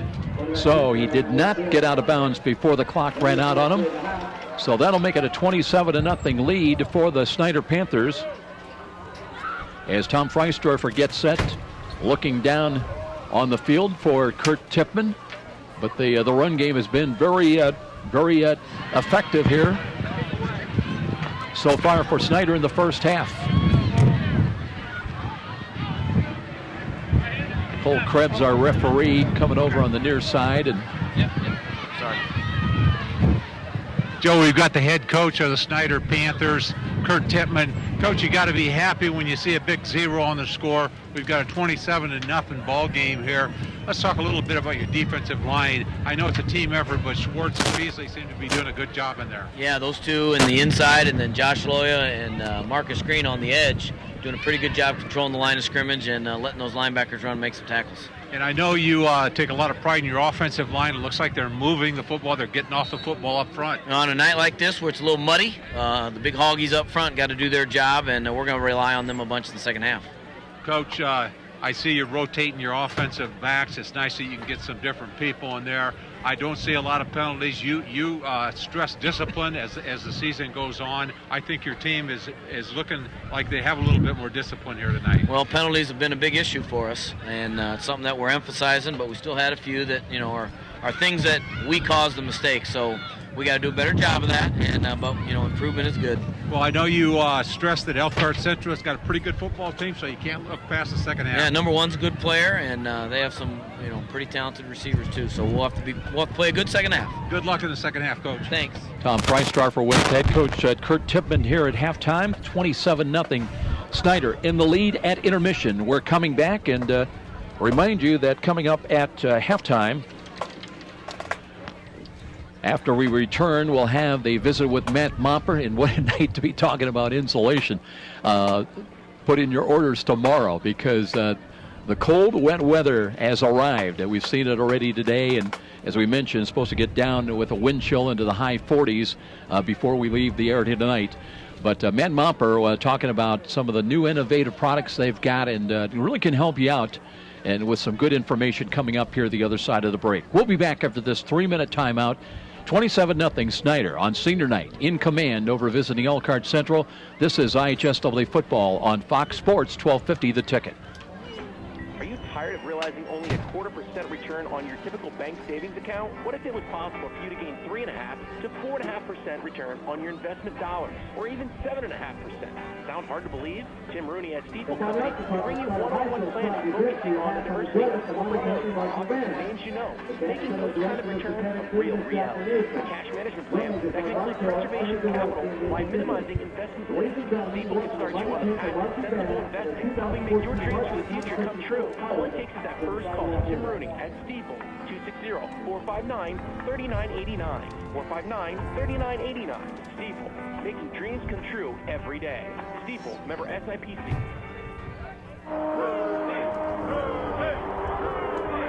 A trip to downtown Fort Wayne is not complete without a stop at Rudy's at 409 West Brackenridge. Next time you're headed to the baseball game, make pre-game plans to stop in at Rudy's, where you'll find a wide assortment of adult beverages and aromas. But Rudy's is also a premier downtown location for picking up those mouth-watering DeFran's chocolates. What better way to catch a game at Parkview Field? Make it a date for a stop at Rudy's, right across from the main Parkview Field entrance. Miss a great high school game recently? Or simply want to revisit that game-changing electric play that turned everything all around? Well, now there's a great new opportunity to do just that. Catch all the exciting action of our live radio broadcast simply by visiting SummitCitySports.com after our game broadcast. Plus, many other high school sports highlights to choose from as well. It's all new and available now at SummitCitySports.com. Where do savvy sports fans in the Summit City go when they need to know more than just the score? It's an easy choice. No other media outlet covers the local sports team like the Journal-Gazette. You get 7-day sideline coverage from the area's most experienced and knowledgeable sports staff. It's a commitment to Fort Wayne that the Journal-Gazette takes very seriously. When you need to know the story behind the story, nobody delivers the goods each morning like the Journal-Gazette. And even when you're on the go, you can still catch up on the latest sports news online at www.journalgazette.net or from your mobile device at www.jgmobile.net. Start your sports day right, every day, 7 days a week with the Journal-Gazette. Trust the doctors at the IPFW Athletics and the Fort Wayne Comets Trust. Aaron Chiropractic is well known for providing quality yet cost-effective care for sports injuries, muscle, or joint problems. They're one of the only clinics in the region to provide its patients with pain relief utilizing numerous therapies, including acupuncture, massage, and rehabilitation. Aaron Chiropractic is conveniently located in Northeast Fort Wayne. Find us on the web at aaronchiro.com or call 492-8811 to schedule an appointment. And now, back to the stadium with Joe Carson and more IHSAA football on Fox Sports 1250, The Ticket. Welcome back, everybody. Well, it's time for us to check in with Matt Moffer. We're going to talk insulation tonight. You know, Matt, we look back over the last 4 to 6 weeks. We've seen everything. We've seen 80, 90 degrees. Today, as we're speaking, it's down in the 50s. And, you know, there's 2 words that I think we all became used to and are added to our vocabulary a year ago called polar vortex. And it was just a brutal winter. And I'm wondering about Momper insulation. You and your dad started this back in the 50s. And what was last winter like with you? I'm guessing it had a positive impact on your business. Yeah, from a work standpoint, we had a lot of Fort Wayne, Northeast Indiana people calling in, needing estimates to see where they needed insulation. And yes, we were extremely busy the whole winter. It was tough, you know, with the extreme cold temperatures and all the snow. But Joe, what I thought was the most interesting thing is the workload for the re-insulation market, whether it's a residential home or a commercial building. It is carried throughout the whole year. It didn't stop. People have bought into, hey, it's going to be cold, or I have to heat or cool my house in the summer, and they see those bills too. So we've not seen much of a fall off. And the prognosis is we might have, I don't know if we're going to see polar vortex again, but certainly it's supposed to be a cold, wet winter once again. And I want to pass along a number, and we'll mention this a couple of times, 260-432-7543. But when a person calls in like me, you know, they've noticed their energy bills are going up, the gas, the electric, something, we've got to deal with it in some way. What's the process? What are some of the questions you need to ask the typical call-in that really till you can get a handle on what their energy needs are? Well, what we try to do is get their name, their phone number, their address, and ask a couple questions. Where do you think your energy loss is? And then what we do is we assign this person a salesman that specializes in that area or location, and the salesman then calls, sets up an appointment for a free energy estimate or audit, however you want to call it. And what he does is he will come out, he will meet the individual, and he'll start either in the basement or crawl space and work his way up to the attic, and he will check out all the critical insulation areas that need to be insulated, or if they're already insulated, he'll tell them, hey, you're already insulated, you probably just need a new furnace. But we look at all the critical areas, and then we can give a free proposal with options so that the customer can choose and pick what he wants to do. Now, in line with that, you've got some tools that can specifically gauge and indicate where the potential leak is coming from. Yeah, over the last couple of years, they've really developed the energy gun or the heat gun, where we can take this gun and we can flash it onto the wall or the ceiling, and we can actually find the cold spots or the empty spots if there are some key critical areas. We also have access to blower door tests if the house really has some major issues. What we can do is pressurize the house, we use a little chalk smoke type to put around the windows and the different other penetration points to see where the leakage is. And then we can, after that, formulate a plan of attack to seal the house. Sounds like on a day like today that might be dramatic as you look at that visually. Let's say we've got a 1,500, 1,600 square foot home, and we know we've determined we need some help with our insulation, re-insulation process. What's kind of the time frame, when Momper Insulation comes out to be involved? Time frame, and do the residents have to vacate, or can you work around it? Well, depending on what we are installing, usually 99% of the time the homeowner can stay there.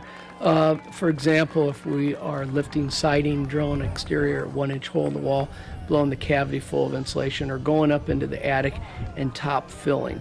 When we get into the urethane foams to seal crawl space box sills, it gives off a smoke or a little bit of a smell odor.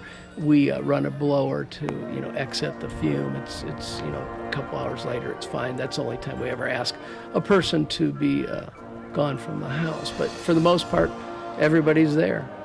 I've heard you make the comment before about Indiana being one of the highest or best energy raters. To put that in a layman's term, what that means and the benefit to consumers. Well, what's beautiful about the state of Indiana and the building department and the building state board, they have elevated the level of the code for real world with payback in mind. So we don't sit there and force the consumer to have a zero energy house and pay $200,000 for insulation. Now, we'd love that, but that's not real world. We'd only insulate one home a year.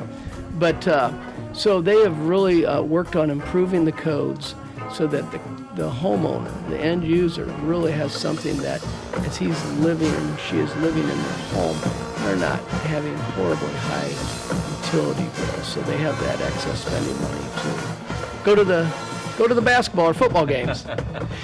I know if we've been to a store, sometimes we see insulation products out there and they carry what is called R values. And I see R11, R12. Can you talk a little bit about the difference and more to the point for Fort Wayne typical residents? What's the average? What's the recommended R value? Yeah, the higher the R value, the better. In the old days, you might have had an R10, R19. Well, R10, R19 in the attic. Well, nowadays, the recommended level is an R45 in Northeast Indiana. In the exterior wall, we want to try to achieve a total wall R value of an R19. Now, along with that, Joe, what we really try to do, you talk about R value, let's talk about new products. One of the new processes, which is probably the most revolutionary process in our insulation industry, is going with air sealing. Not so much just in the walls. We've been foaming the exterior walls since the early 70s, but up in the attic, we're going into an energy seal in the attic before we blow the loose fill insulation. Or if it's an existing home, people want to seal those penetration points, a plumbing, chimney, electrical penetration that's going through the plates. Thus, they feel the air coming down the walls, maybe all the way even into the basement. So what we are going into the processes nowadays is an air seal in the attic and then topping off the attic. And the payback is just unbelievable. Yeah. 432-7543. I want to close, Matt Momper. You and your dad have been involved in the insulation business since back in the mid-50s. And how have materials changed, if any, over that time, or is it more from the application standpoint? It's both. It's been an evolution of building practices and processes. And, in the old days, it used to be a rock wool bat, and then it was fiberglass, and then it was foam and fiberglass, and then it was cellulose, and then wall spray cellulose. But what we've seen is an evolution of putting things together to get the best mix. And same with the houses, with windows and shingles and building processes with the unique studs. So it's been a growth. It's almost like education. It sure has changed. And you're ready for another cold winter? Oh, yeah, a good winter. Name to remember, Momper Insulation, for all your insulation and re-insulation needs. Give them a call at 432-7543. Now let's get back to more of our halftime coverage. This is Fox Sports 1250, The Ticket. Hi, this is Charlie Momper Insulation. After last winter's brutal temperatures and record-breaking wind chills, not too early to start thinking about adding insulation to your attic, sidewalls, and crawl space. By adding additional insulation, you can cut your energy costs up to 30%. Call Mom for installation today at 432-7543. Mom, #1 name in installation since 1956. I am your typical mom. Christy Newhouse for the Parkview Heart Institute. You know, I'm entrenched in my kids' lives, and I eat a healthy diet, and I'm actually probably the last person you expect to have a major heart event like this happen. One day last year, Christy awoke to deep pain in her chest and jaw that later spread to her arm. I ended up going to Parkview's ER, and they told me I was having a massive heart attack. Teams from Parkview's ER and Heart Institute worked together to save Christy's life, treating the heart attack, restarting her heart after she suffered a cardiac arrest, inserting 2 stents, and equipping her with a wearable defibrillator that was developed in part from clinical research done right here at Parkview. Fantastic care. To learn more about Parkview's life-saving cardiac care and research, go to parkview.com. Parkview Heart Institute. Not for profit, all for you. You're a super fan who will tailgate anywhere. The pros, check. College, check. Your 8-year-old TV game, big time. And to prepare for this ritual, you head to Meijer for freshly prepared food and licensed team apparel. Proudly display allegiance to your favorite team with our licensed short and long sleeve tees, hoodies, hats, and jerseys. Plus, load up on fresh meats, snacks, and drinks. So don't just tailgate. Tail later at Meijer. Brought to you by Meijer. Meijer is proud to support IHSAA football. Frank the Buffalo here. With Fios Internet from Frontier, I can be on any device I want, in any room I want, and feel like I'm in the front row. Get the ultimate internet experience with 100% fiber optic. Call 1-888-FRONTIER today to get Fios Internet for $19.99 a month with qualifying phone service and enjoy a 2-year price guarantee, free Wi-Fi router, no contract, and no rate hike. Front row seats without the crowd. Perfect. Limited time offer. Subject to availability. Fios smartphone by Verizon. LLC used under license.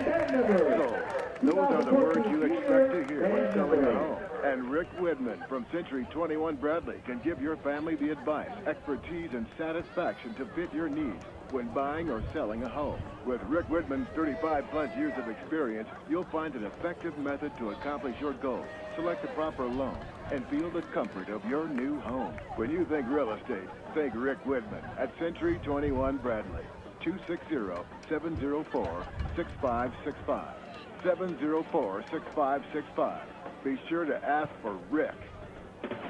And now, back to the stadium with Joe Parson and more IHSAA football on Fox Sports 1250, The Ticket. Welcome back, everybody. Halftime on senior night here at Spooler Stadium in the final regular season home game for the Snider Panthers here, as they'll go on the road for the next 2 weeks. Important road games coming up next week against Dwenger, and then followed on October 17th at Wayne. As far as the Blue Blazers, they are home next Friday night. They take on the South Bend Adams Eagles on Friday night. Let's take a quick look at some of the other scores. By the way, they put some extra time on senior night here, so we've got a little time to play with. As far as other games going on elsewhere, Bishop Luers last report holding on to a tenuous lead over Northside by a score of 24-21. Other games, Dwenger leading at Cathedral in that ball game, 9-7. Last score, the Saints in the lead over the Irish. A couple of other ball games. Big one in the NHC tonight. Carroll holding on, 7-6 lead over Homestead. It is Norwell last report over DeKalb at 26-0. And Leo with a tenuous 1-point lead over Woodland. That game at Woodland, 10-9 at halftime. As far as our halftime numbers, the Panthers got on the boards with 4 short yardage touchdown runs, 2 of them by Dre Billingsley, the first one at the 8:56 mark from 7 yards out. Got him on the board with Boozum adding the extra point to make it 7-0. Then Desmond Davis going off tackled on the right side from 3 yards out with just 16 seconds remaining until the end of the opening quarter. Boozman again with the extra point. 14-0 Snider here at home at the end of the first 12 minutes. Then it was Money Woods scoring on a short yardage touchdown call from 6 yards out at the 7:41 mark, quarter 2. The extra point attempt was blocked. That left at a 20-0 lead for Snider, and they got on the board inside of 4 minutes time remaining in the first half on a 2-yard Dre Billingsley run. 3:54 at the time of the score. Boozman added the extra point. That's where we are here at halftime at 27-0. Snider Panthers already back out, and we presume that this includes some of the warm-up period. But we're going to step out. We'll take another 3-minute timeout, and we'll be back with the start of the second half. 27-0 Panthers. This is IHSAA football on Fox Sports, 1250 The Ticket. Every small business person has the same dread: taxes, reports, and bookkeeping. What are you to do? You know you can't afford the big guys to keep you legal and solvent? Well, now there's Walburn Financial Management to save the day. Here's their number. You're going to want to remember this one: 260-459-2240. That's 459-2240. Why? Well, Walburn Financial Management specializes in the little guys. With reasonable rates and sensible retainers, Walburn Financial Management is simply perfect for the small business budget. From humble roots, some 30 years ago, the name Ruoff Home Mortgage has been built upon a legacy of making dreams of home ownership a reality. Loan officers Doug and Julie Carroll are proud to help you establish your roots with a mortgage for your new home. They understand that every borrower is different, and they work hard to get you a mortgage that fits your needs. Call the Carroll team at 602-9768 to find out which program is right for you. If you need a mortgage that is simple and straightforward from a hometown name you can trust, call Doug and Julie Carroll at Ruoff Home Mortgage, 602-9768. You've heard the saying, it's all about the Benjamins. Nothing could be more true at Tom Steel Tires, where it's all about saving you money. For over 35 years, this family-owned business has been saving Fort Wayne drivers lots of Benjamins. Offering quality tires and ASE-certified mechanical service for your car, and that includes an oil change and tire rotation special, all for just $24.95. 2 convenient locations in Fort Wayne to serve you. Tom Steel Tire, not just a tire store, but a complete automotive center. I'm Kathy, and I've worked for Midwest America for 10 years. I like to get to know the people that I'm helping or assisting. So to do that, I get to know things about their lives that are happening, whether they are going on a cruise and how to save for that cruise, or whether they're going to have another child and what they're going to name those children, because you have to know their personal life in order to really help them meet their financial goals. Midwest America, all together, better. A trip to downtown Fort Wayne is not complete without a stop at Rudy's at 409 West Brackenridge. Next time you're headed to the baseball game, make 3 game plans to stop in at Rudy's, where you'll find a wide assortment of adult beverages and aromas. But Rudy's is also a premier downtown location for picking up those mouth-watering DeFran's chocolates. What better way to catch a game at Parkview Field? Make it a date for a stop at Rudy's, right across from the main Parkview Field entrance. Missed a great high school game recently? Or simply want to revisit that game-changing electric play that turned everything all around? Well, now there's a great new opportunity to do just that. Catch all the exciting action of our live radio broadcast simply by visiting SummitCitySports.com after our game broadcast. Plus, many other high school sports highlights to choose from as well. It's all new and available now at SummitCitySports.com. And now, back to the stadium with Joe Parson and more IHSAA football on Fox Sports 1250, The Ticket. Welcome back, everybody, with Tom Freistroffer. We're just ahead of the start of the second half here at Spooler Stadium. Snider on top of visiting Elkhart Central at 27-0. A couple of quick updates on a couple of scores we mentioned a few moments ago. Cathedral's now taken a 14-9 lead on Dwenger with that ball game down at Indianapolis actually being played at Lawrence Northern. Remember, Indianapolis Cathedral does not have a home field. Everything they play, home and away, is away. And as far as it's now an added field goal for Carroll, they lead Homestead at 10-6. Tom, while we've got a moment, we've talked about Snider and their rushing offense, and it's all predicated on opening up holes. And Kurt Timmon talked to you a little bit down there about as he termed very affectionately, the Hogs doing their job. But one of the keys, you look at, it's 5 men up front, center, 2 guards, 2 tackles. But you look at Snider, they've been able to keep intact. They're too deep as far as their offensive line is concerned. We talk about Brandon Walkhouse, Noah Masonov, Jair Carr, Sean Englert, and Kenneth Hurt up front. normally starting every ball game, but the backups, and really they're almost interchangeable. Ryan Ensley at center, Justin Munoz along with Trevor Thomas, David Alvarez and Miguel Gamez at tackles. And it's very rarely do you see a high school team without injuries or something that has affected some shuffling of your, not just your offensive line, but you're too deep on the offensive line. That's been a key. Well, I think it is a key, and it shows that the conditioning that they have at Snider is paying off. You know, if you condition properly in the off season, you're not going to have those injuries. But you also have to look at the coaches that they have below Kurt Tittman, Russ Bush, an ex-head coach, and Russ Isaacs. He came back to coach. He was the athletic director out at Snider for a long time. He's got the offensive line, and you know, he's been a head coach for several years before Kurt Tittman came in. He knows what he's doing. It's nice to have some coaches, some ex-head coaches on your staff that can do that type of a job. Snider to kick away, right to left. Here we go. Here's the kick. Low line drive. It's fielded at the 15-yard line. A return across a big hit across the 25-yard line. That was Kyle Marino trying to cut across the field from right to left, but he was cut down in a hurry. Jamison Stiebling. Authoritative stick on the special teams coverage unit, and it'll be 1st and 10 at the 26-yard line for the Elkhart Central Blue Blazers. Must be Isaac Stiebling, the quarterback for the Panthers, must be his younger brother.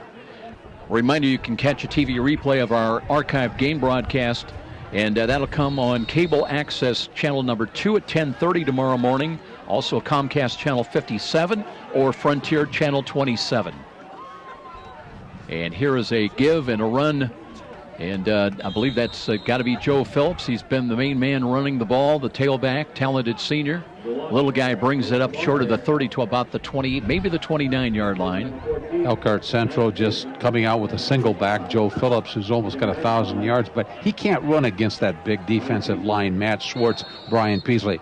If Elkhart Central wants to put points on the board, they're going to have to put a little more variety into that offense, put it to the air a little bit more, coming in here with 0 points in the second half. Marcus Green in there, defensive end. Coach Tippmann talked about him, the job he did also. Here's a screen coming left side, tip ball. And that ball, I believe, was caught on the deflection by Marino, but didn't get any positive yardage. He's going to lose a couple, 2-3 yards. Looked like a nice open field tackle by Joe Williams. He's an outside linebacker on the right side for Snider. Just came up and made a nice play. Going to be 3rd down and 7. Blazers trying to get the ball out across their own 35 to the 37-yard line. Quick reminder also, friends and family can tune in each game and listen live by going to SummitCitySports.com. Also, you can be sure to catch a video replay beginning tonight at 11 o'clock of this ball game, SummitCitySports.com. Other games and highlights. We've got that Carroll Homestead game. Highlights from that coming up also. Here we go, 3rd down and long, 3rd and 7. Allen, short drop, looks left, airs it out. It's got a catch maybe, but that's going to be only right back to the line of scrimmage, so it'll bring up 4th down, maybe a loss of a yard. Now, see, if you do your scouting with the Snider Panthers, you're going to realize that they are very quick with their defensive backs and outside linebackers. Elkhart Central, you know, I'm not second guessing any coaches out there, but they continue to just try to throw the ball in the short flat, Joe, where you're going to have these quick corners coming up, and they're trying to run Joe Phillips in the middle. They've got to go for some long balls. Brian Vince into punt, waits just outside the 15. Got the kick away, short, high, end over end. That's fielded at the 43. Run to the left side up to midfield. That's Bates, rollers the shoulder. Got it in. Boy, the ball popped free, or the whistle's blew. Let's see, they're going to put it at the 41-yard line of Elkhart Central. 1st and 10 for Snider. Looked like it was a fumble, but evidently it rolled out of bounds, and Jesse Bates was the return man. We've talked about him before. He plays free safety in the back on the defense for the Panthers, and good all-around athlete. Panthers defense with 11 interceptions this year. They had 1 last week against Northside, but now they've got the ball 1st and 10. Early moments of the second half, 27-0 Panthers. And they'll work with Malik Bramley in the game. He's flanked out to the right side. Stiebling, low snap, has got it. Play action. He did give it off to Billingsley. Billingsley steps out of a tackle. Looks down inside the 40, got it to about the 39-yard line. Billingsley goes about 155. Joe Phillips goes about 145. So you really don't have to have that much size if you've got the speed and the feet. And Billingsley does have the feet. He can pick them up and he can make some moves in the open field.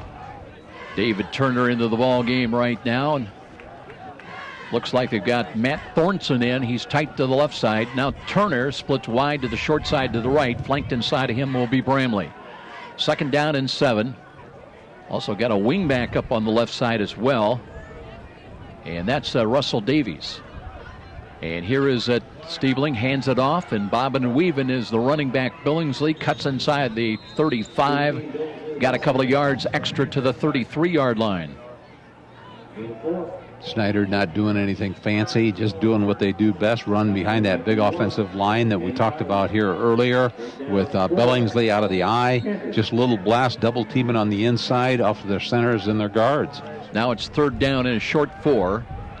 Ball at the 34-yard line. Got to get right down to about the 30, just outside the 30-yard line to convert. Stiebling might be changing the play at the line of scrimmage. Play clock is at 8. Running back is Billingsley, lined up behind him. Looks again, Billingsley off tackle to the right side, looking for running room, turns the corner, 1st down. Bumped out of bounds on the central side of things, but inside the 30 to about the 28. Open field tackle by Trevon Tyler, who plays outside corner for Elkhart Central. Let's see where they spot that ball, Tom. Let's call it right at the 28-yard line. 1st and 10. Turner stays in, splits wide to the short side to the right. Bramley now comes to the wide side. That's to the left as we look at it, the wide side of the field. Stiebling looking and hands off. Billingsley again cuts it off tackle, breaks a tackle at the 25. Wrestled from behind. They still got him by the belt, but he's all the way down to the 20-yard line. They just couldn't bring him down. Nick Quarandillo, the safety for Elkhart Central, coming up. Nice support from the outside in. They'll mark that ball just outside the 20 to the 21. That's a gain of about 9. Let's call it 2nd down and 1.5. Twins to the right, Bramley and Turner. Now Money Woods checks in as the running back. Young sophomores had some big moments for Snider this year. Stiebling looks over his shoulder, kind of repositions Woods right directly behind him, waiting for the snap out of the pistol. And he's got it, looking to Woods, and falling down. Woods actually keeps his footing off tackle, looking for some running room. Doesn't find much. Picks his way to about the 16-yard line. Stiebling, if he had ideas of just taking that ball on a read option and running it himself, good thing he handed it off because he lost his footing in the knee hit. Still a little wet out there. We don't have much rain. Still have a wind coming out of the northeast out here at the stadium. Eddie Tyler, the outside corner, coming up for an open field tackle for Elkhart Central. Alex Taylor now brings in a play, and he's wide to the right side with Bramley, the wide side of the field. Wood stays in as the running back. Blitz coming both from the outside, as here is Stiebling. Fakes the handoff, rolls to his right. He'll still run the ball, looking and cuts it down inside or close to the 5. Got pushed out of bounds somewhere inside the 6-yard line. And it will be 1st and goal. Desmond Davis now checks into the ball game. Woods comes out along with Taylor. Down deep here, Tom, they like to run with that power lineup. Sometimes they'll bring Schwartz in there as well. Now it's Davis. And is that Hippenhammer, the running back? Kind of looks like Mick Hippenhammer. Was Stiebling, or is he just going to take the direct snap? Hippenhammer, I believe, does take the direct snap, calls his own number, cuts it up, fighting for the goal line, and he scores. From 5 yards out, a direct snap to Mick Hippenhammer at the 7-11 mark. And Panthers on the board again, increasing their lead up to 33-0. Hippenhammer coming in, just playing the role of the quarterback. A lot of coaches will do that. They have a good running back, bring him in, just to give him a direct snap and let him run the football.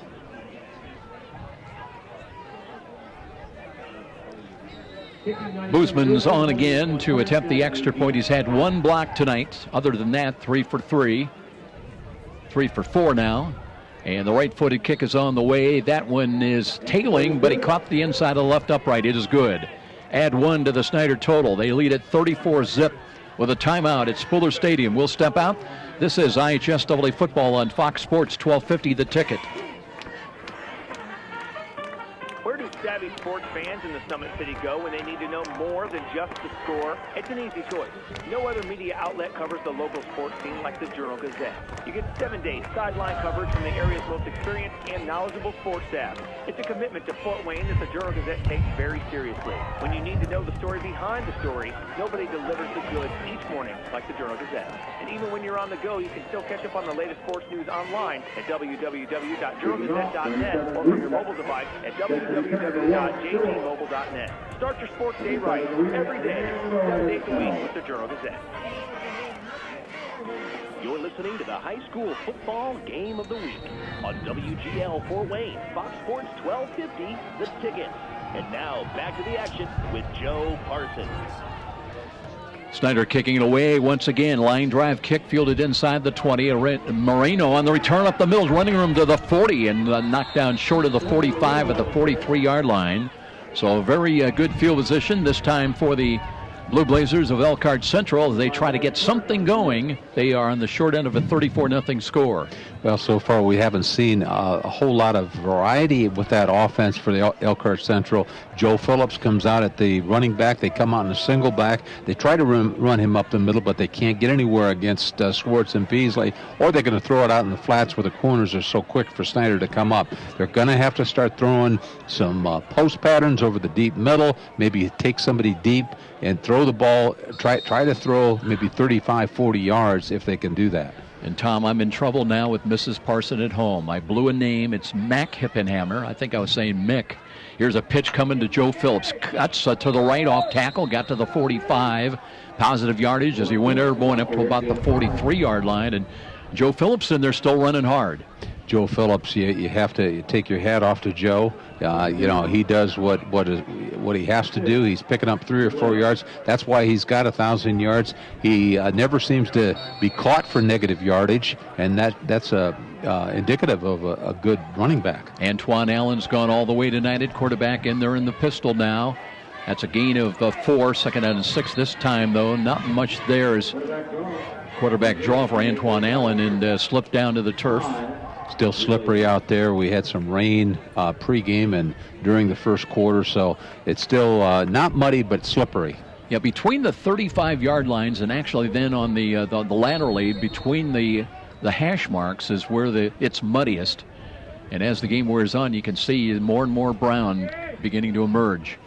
6:02 or 6 minutes left here in the third quarter. The score's 34 for the Snider Panther, 0 for Elkhart Central out here at Northrop High School. Panthers came in at 5-1 overall, undefeated in the SAC, and they've got big showdown matches in the SAC in the next 2 weeks at Dwenger, then at Wayne.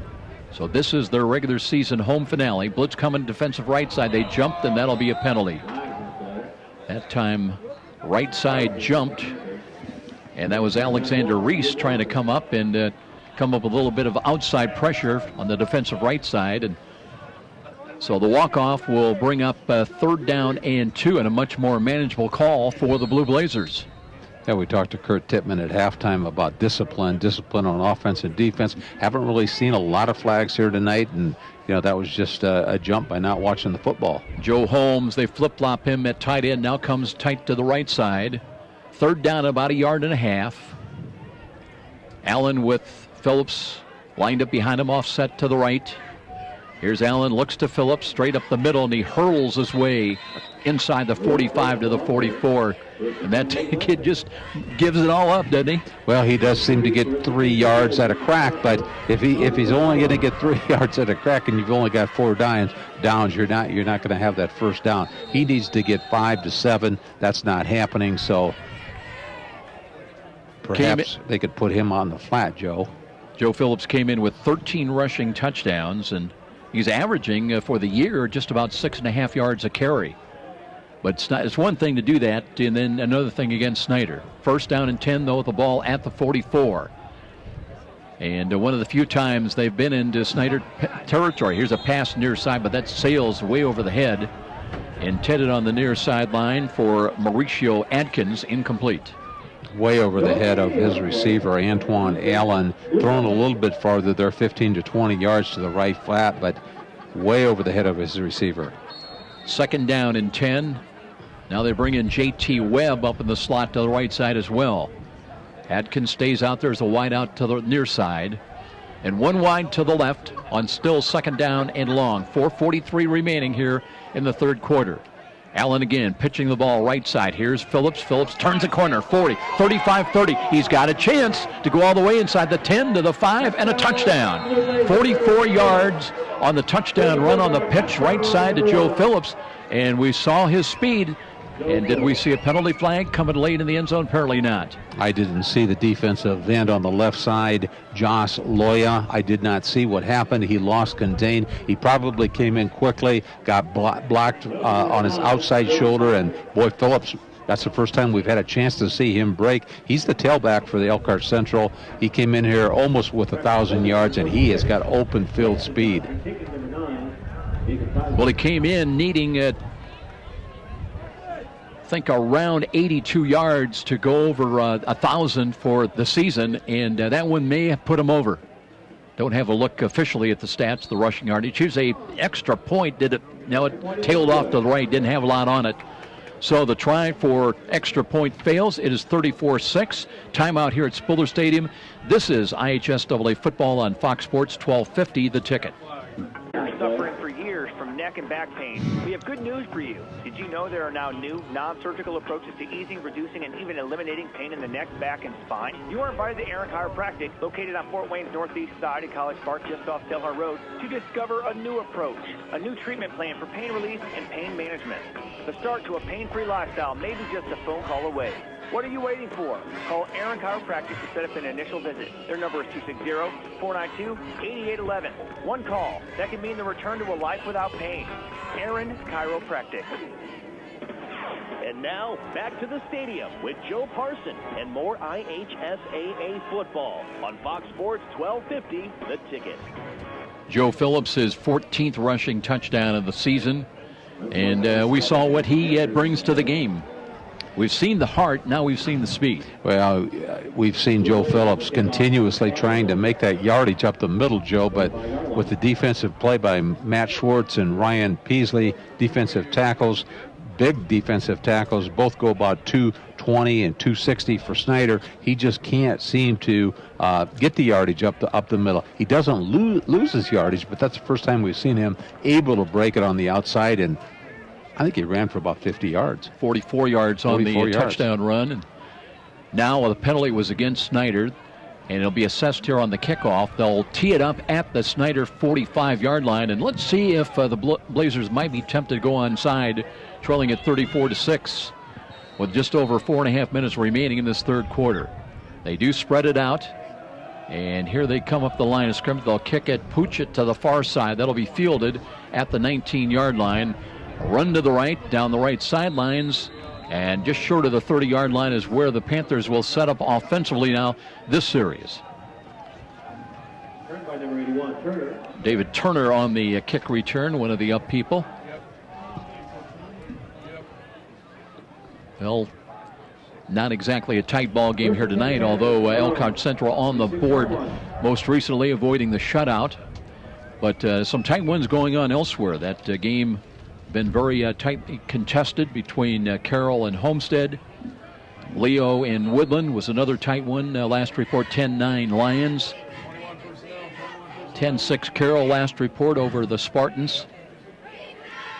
And Dwenger had the lead for a while, but last report it was Cathedral that took a 14-9 lead. We'll get you updated when we have a moment. 1st and 10, Snider working from right to left. They've got it at their own 27-yard line. And here is a low snap that's picked up and a run. There's some running room. Quarterback all across the 40-yard line. That's good for a 1st down. Looks like Mac Hippenhammer. I think I said that correctly. He's the man they put in at quarterback. My wife will be proud of you. One of us got it right. 2nd down and 10. Billingsley back in as the running back. So's Desmond Davis. And Colton Painter is out there at quarterback now. So Kurt Tippmann said his injured quarterback has missed several games, would get some snaps, and he's in there right now. And looking, did hand the ball off, and that was eaten up. Dre Billingsley tackled for a loss. Right side got penetration across the line of scrimmage by the Blazers. One of the Marino brothers, Kevin Marino, came in from linebacker. I think you mentioned earlier in the game, Joe, that Elkhart Central's not going to give up. They've got a lot of heart. They haven't given up. They're continuing to make good open field tackles, and they are good open field tacklers. Loss of 2, 2nd down and 12. Panthers going to stay with the I formation. Davis the up back.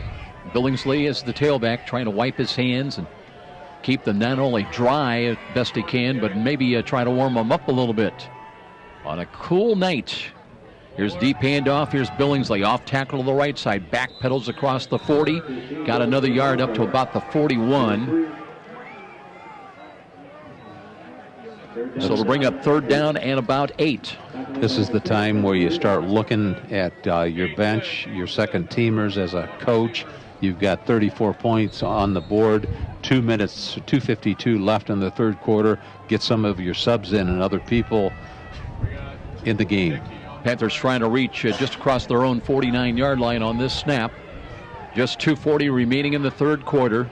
Still 34-6. Panthers on top as Colton Painter, play action fake, wants to throw, looks, sets his feet, throws near side's got a wide open grab, a bobbled ball, and then Bramley could not hold on.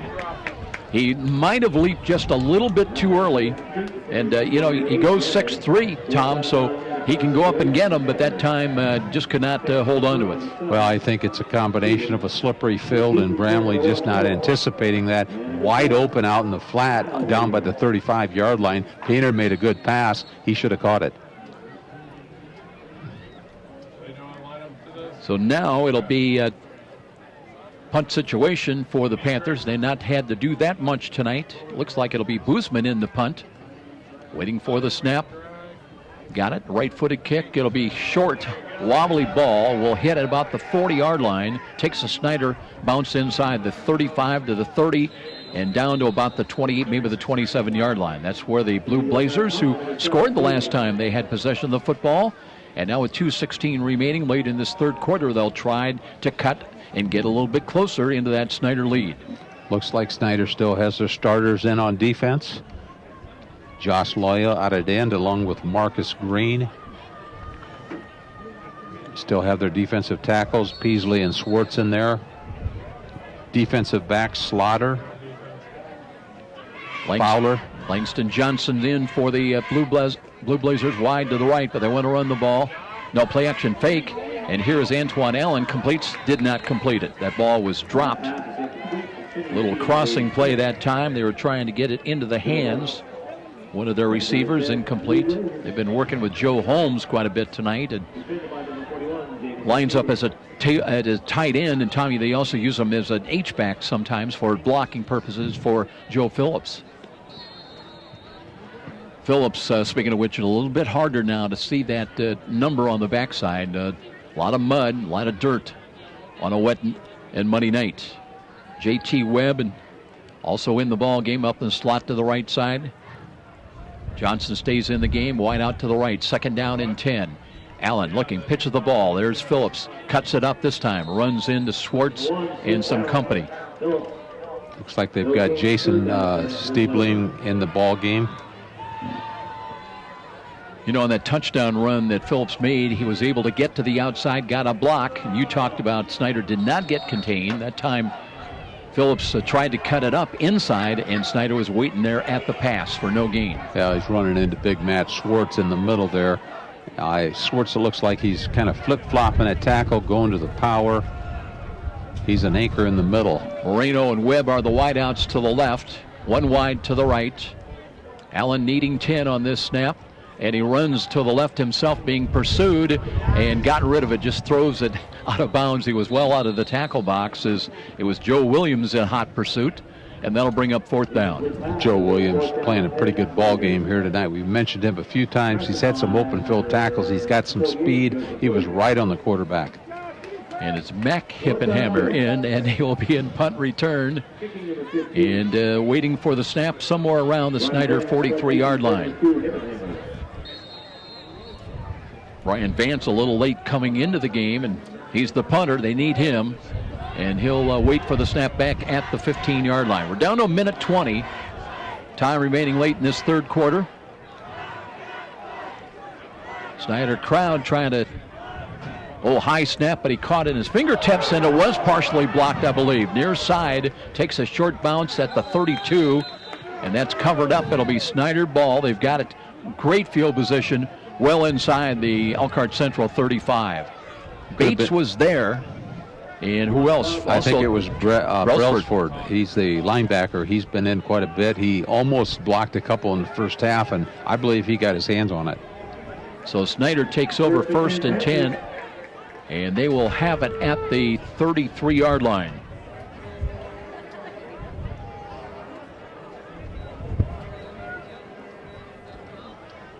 So let's see who's going to come out and quarterback for the Snider Panthers now. 1:12 on the clock. And we don't see, a little bit of an official's timeout as Cole Krebs, our referee, going over to talk with head coach Johnson, Levon Johnson of the Blue Blazers. I think he was questioning, do we get the ball? If it was touched and it went beyond the line of scrimmage and was enough for the first down, but apparently it did not. They're going to give it to Snider, 1st and 10 at about the 33-yard line. And here is quarterback, that's Painter again, hands it off, a counter run to the left side. Let's see if that's Billingsley in there again running the ball. It was, and he'll pick up about 4, maybe 5 yards down to the 27.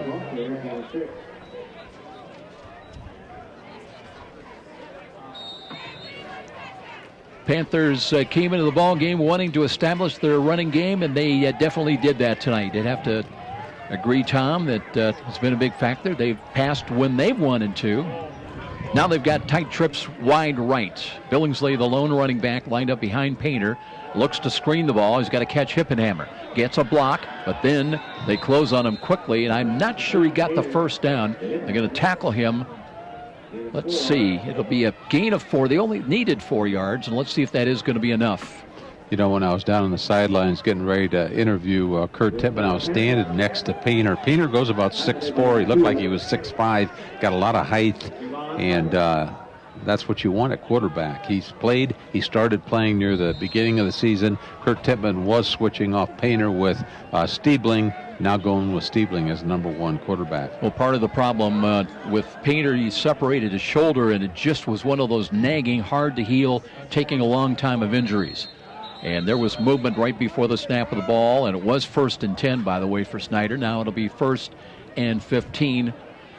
You know, Kurt Tippmann also talked to you about the penalties, trying to improve on that. And despite the win last week against Northside, he was probably not happy, Tom. They had 12 penalties for 111 yards. That's not indicative of his teams, that's for sure.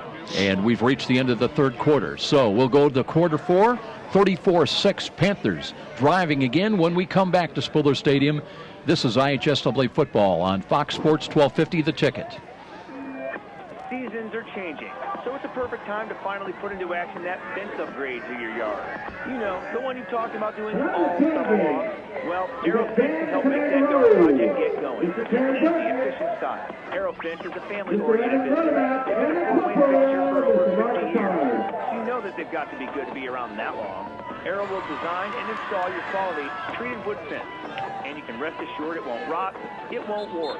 Or they can design one in elegant ornamental iron, or give you maintenance-free vinyl or chain link if that's your fence of choice. Residential or commercial, Arrow does it all. Give them a call, toll free at 1-800-879-1398. 800-879-1398. Don't take a chance. Make your fencing choice Arrow Fence. 318 Edgewood Avenue on Fort Wayne's near north side. Arrow Fence. And now, back to the stadium with Joe Parson and more IHSAA News football on Fox Sports 1250, The Ticket. Panthers running with the ball as Hippenhammer taking it left side, and when he took off, also penalty flags were thrown. That one is going to go against Snider. I'd like to snap the ball to Hippenhammer. Mac Hippenhammer, who is a sophomore, plays wide receiver and running back for the Panthers. Sometimes quarterback. And sometimes quarterback.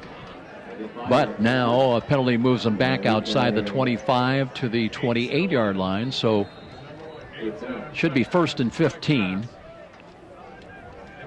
Now they got Turner wide to the left. He'll be joined by Bramley out there. Painter turning around and talking to his running. I believe that's Jaquan Eldridge in as the running back. It is. He takes the handoff, off tackle run to the left side, lowers the shoulder, bowls his way to the 20-yard line. So Jaquan Eldridge getting a carry. Had 10 carries against Northside for 72 yards and a touchdown a week ago. Kurt Tippmann getting everybody involved. We've seen 3 or 4 running backs for the Panthers tonight. We've talked about Money. We've talked about Davis. We've talked about Billingsley. And now Eldridge. Gain of 2, 2nd down and 8. Painter taking some snaps again. Here's Colton with the snap. Looks right, throws right. That's a catch. Bramley's got it right at the 15. Brought down immediately, so well bracketed, well defended that time by the Blazers. Kevin Moreno drifted out there in the coverage as well. It'll 3rd down and long 2. You can see the height of the tall quarterback Painter, who goes about 6'4", almost 6'5", towering over the offensive lineman. That's what you want as a quarterback. He can look, he can see, he can stand in that pocket and see the open receivers. Adam Ellsworthy checking in on the offensive line now. So now he's actually the fullback, the up back in the I. And they'll blocks for Eldridge, and he'll pick up the 1st down. Well, I tell you what, you don't see too many 71s lining up at fullback. No, you don't. I don't see him on the roster. Oh, he is there. He's 5'10", 180-pound junior, number 71. And they've got a 1st down, 1st and 10 at the 10-yard line. And they'll bring in Alex Taylor. They got a feeling more and more we're going to see new numbers in there. Alex Worthy stays in there as the fullback, and Jaquan Eldridge is the tailback now. Colton Painter under center. Blitz showed either side defensively. And here is Eldridge picking his way between center and guard and just carries the pile forward down to about the 6. Well, a lot of new numbers now, Tommy, in there. Got Kendrick O'Boyle working at tight end, 6'2" senior. And rightfully so. 34-6, 9:30 left here in the 4th quarter. Get some of your substitutes in, get some of your other people. That helps you farther down the line when you need them in the playoffs. Well, you're right. You just never know. See who else they got in there. Miguel Gamez, one of the backups, laying on the offensive line. They'll stay with that same set with Eldridge at tailback in the I. And they'll look, they've got him, Connor run to the left. Got a bit of a hole as he looks to score, but he's going to be stopped short of the goal line apparently. Just at the 1-yard line as the clock moves inside of 9 minutes. Boy, it's amazing. Eldridge has got the same type of feet that we saw with Billingsley, that we saw with Davis, and the other running backs for the Snider Panthers. Well, they've scored on 5 rushing touchdowns tonight, and just a yard away on 3rd down and goal from the 1, trying to make it yet another rushing touchdown. Painter under center, ready to take the snap with that eye behind him. Who will get the call this time? Long count from line of scrimmage. Painter calls his own number and just plows straight ahead. And some of the big folks up front, including Justin Munoz, opening the hole. It'll be a touchdown run of a yard out by Colton Painter. Nothing fancy, just running the tailback to the right, to the left. At this point in the ball game, I think Kurt Tippmann knows he's got to win. Keep it simple. Trust his running backs. Don't try to lose the football. And the extra point attempt by Boozman's on the way, and that is good. So we'll step out. Paul Boozman converts to make it a 41-6 ball game. We'll be back to Spooler Stadium on senior night. This is IHSAA football on Fox Sports 1250 The Ticket. You're a super fan who will tailgate anywhere. The pros, check. College, check. Your 8-year-old TV game,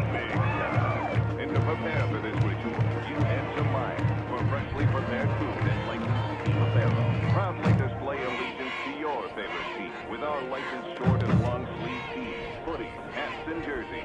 Plus, load up on fresh meat, snacks, and drinks. So don't just tailgate. Tails later at Meijer. Brought to you by Meijer. Meijer is proud to support IHSAA football.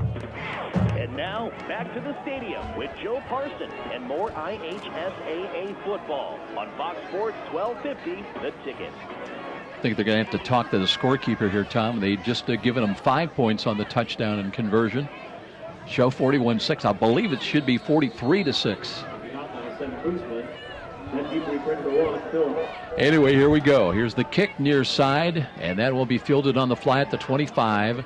Run to the right across the 30 and up to the 35-yard line, turning the corner, out of bounds around the 40-yard line. Good return that time, as it was Mauricio Adkins on the kick return. And good field position now for the Blazers. They've got it at their own 40-yard line, 1st and 10, just 8:13 remaining in this ball game. Elkhart Blazers with 6 points on the board here in the fourth quarter, 8-13. Only one long run by Joe Phillips, the up back, the only back that Elkhart Central is using here tonight. So not a lot of points on the board, but they haven't given up, facing a strong Snider Panther team that's ranked 2nd in the state. Concordia big over Northrop tonight, 32-0. By the way, Carroll did win. They stay undefeated as they beat Homestead by a final score of 13-6 tonight.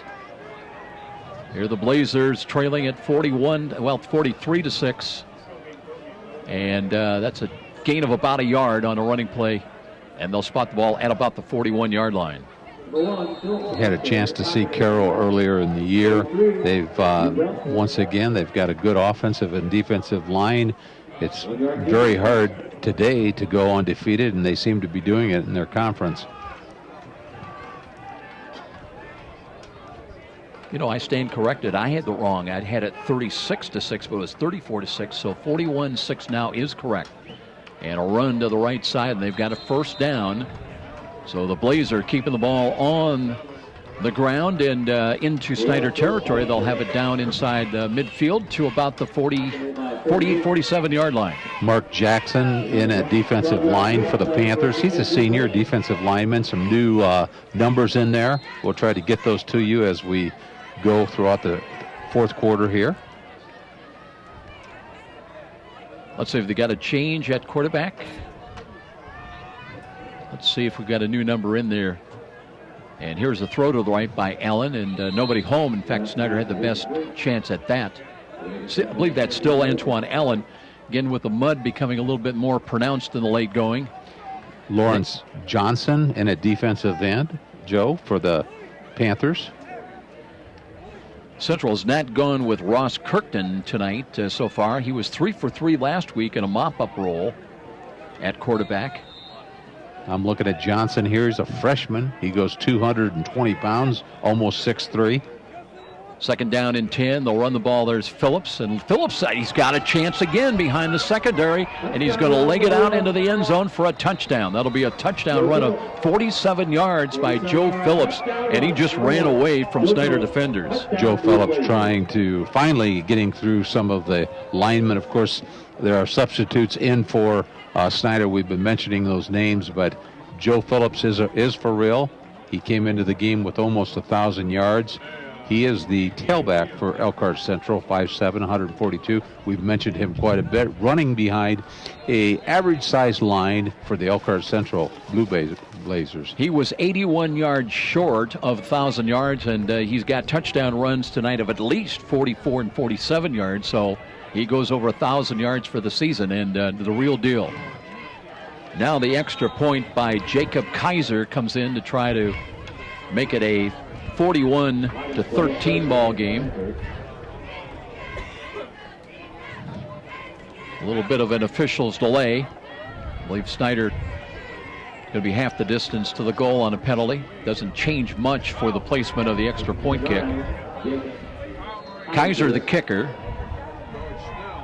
came in. He was 2 for 2 last week on extra points. Had a pair of interceptions in that ball game.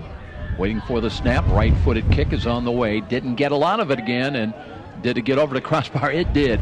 It just barely leaked across, but enough to add a point to the total. 41-13 with 7:01 remaining in the ball game. We'll be back. This is IHSAA football on Fox Sports 1250 The Ticket.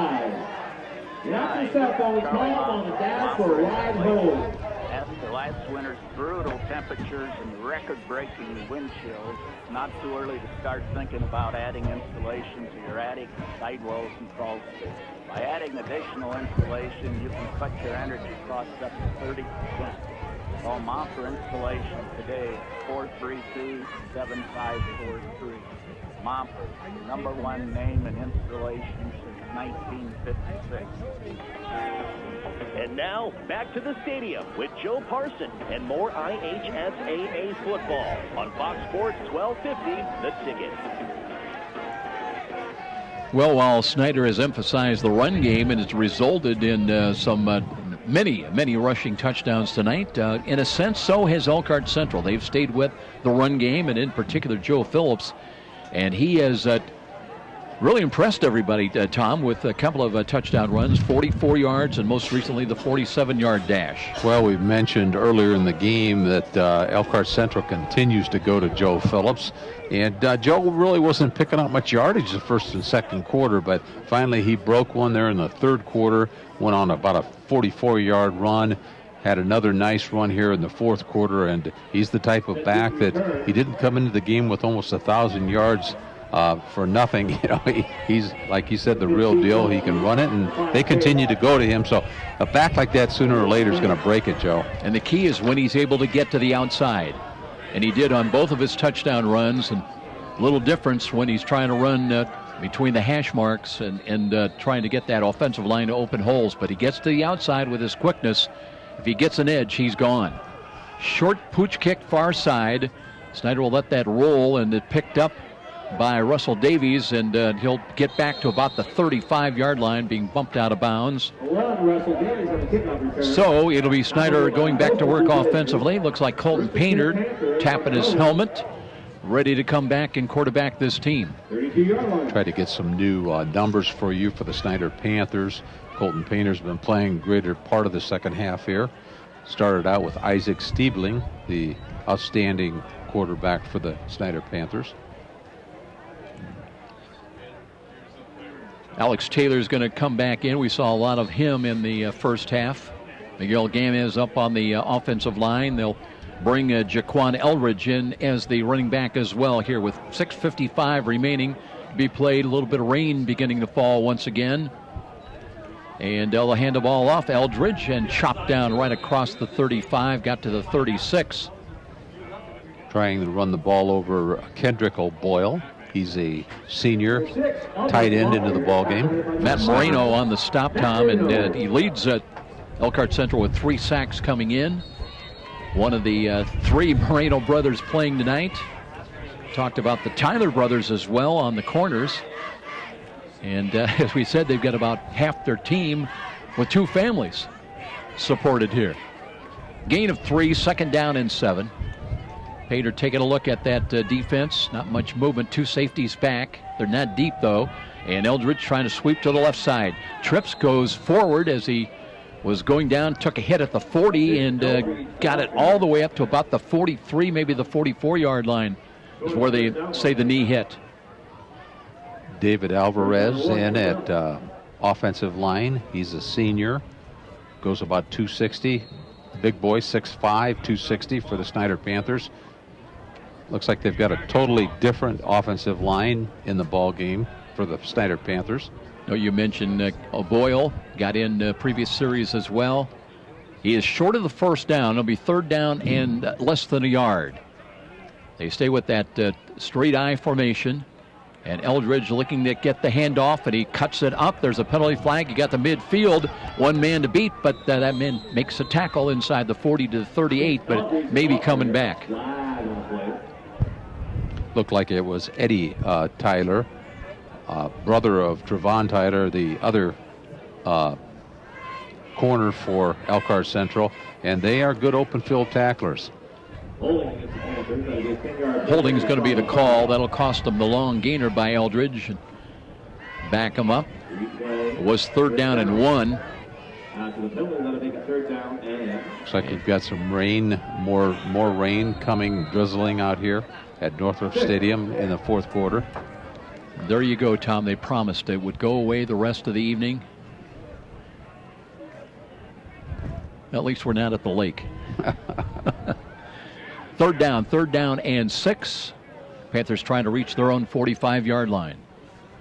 And Painter under center, ready to take the snap again for the Panthers. Looks to hand it off Eldridge. Eldridge picking his way left side and wrestled down at the 43-yard line. So that'll bring up fourth down and still about, 2, maybe 3 yards. And they're going to bring the punt team on to kick it away with 4:44 remaining. Miguel Gomez, a senior for the Snider Panthers. He's in on the offensive line, getting some playing time. Isaac Stiebling on to kick the ball away. They've got a lot of weapons, the Snider team. Doesn't matter whether you're talking about quarterbacks, receivers, running backs, punters. A lot of different folks they can use. And Isaac Stiebling in now, ready to hit it. No rush. A lot of time. Kicks it away. Short. Line over, end over end. Hits inside the 30. Takes a Panther bounce and around, let's see where they're going to mark that. Right about the 26-yard line. So the Blue Blazers, with just over 4 minutes time remaining, they've scored a pair of touchdowns on Joe Phillips' long runs. And they'd like to add one more before heading home to take on South Bend Adams next Friday night at home. Panthers on the road, as he mentioned, next 2 weeks, first at Dwenger, then at Wayne. And 2 tests remaining for the Panthers trying to run the table and win the victory bell in the SAC. Now I believe we may have a new quarterback in there. Let's see if that's Kirkton throwing screens, and that one was jumped the root, and boy, they nearly had a pick. Did they get the ball? Looked like Tristan Wells, who plays linebacker, was reading that coming up and almost had an interception. Tristan Wells is a sophomore for the Snider Panthers in the ball game. That is Ross Kirkton in there now at quarterback, the sophomore at 5'10". But that time he just dialed in on his view on the screen, and Wells nearly had the pick. Second down and 10. Clock stopped inside of 4 minutes. And here is Kirkton over the middle throwing the ball. That's a catch for a first down. And still on their feet, the Blazers have got the ball up across the 45 to their own 47-yard line. Oh, we mentioned Kirkton was 3 for 3 in a mop-up roll last week, and pretty good on that delivery. So they have improved field position at their 46 is where they mark it. Also a new running back in there as well. As Kirkton out of the pistol, waiting to take the snap, looking to hand it off. There's a run, and Snider closes that down right about the line of scrimmage, maybe about a half-yard gain.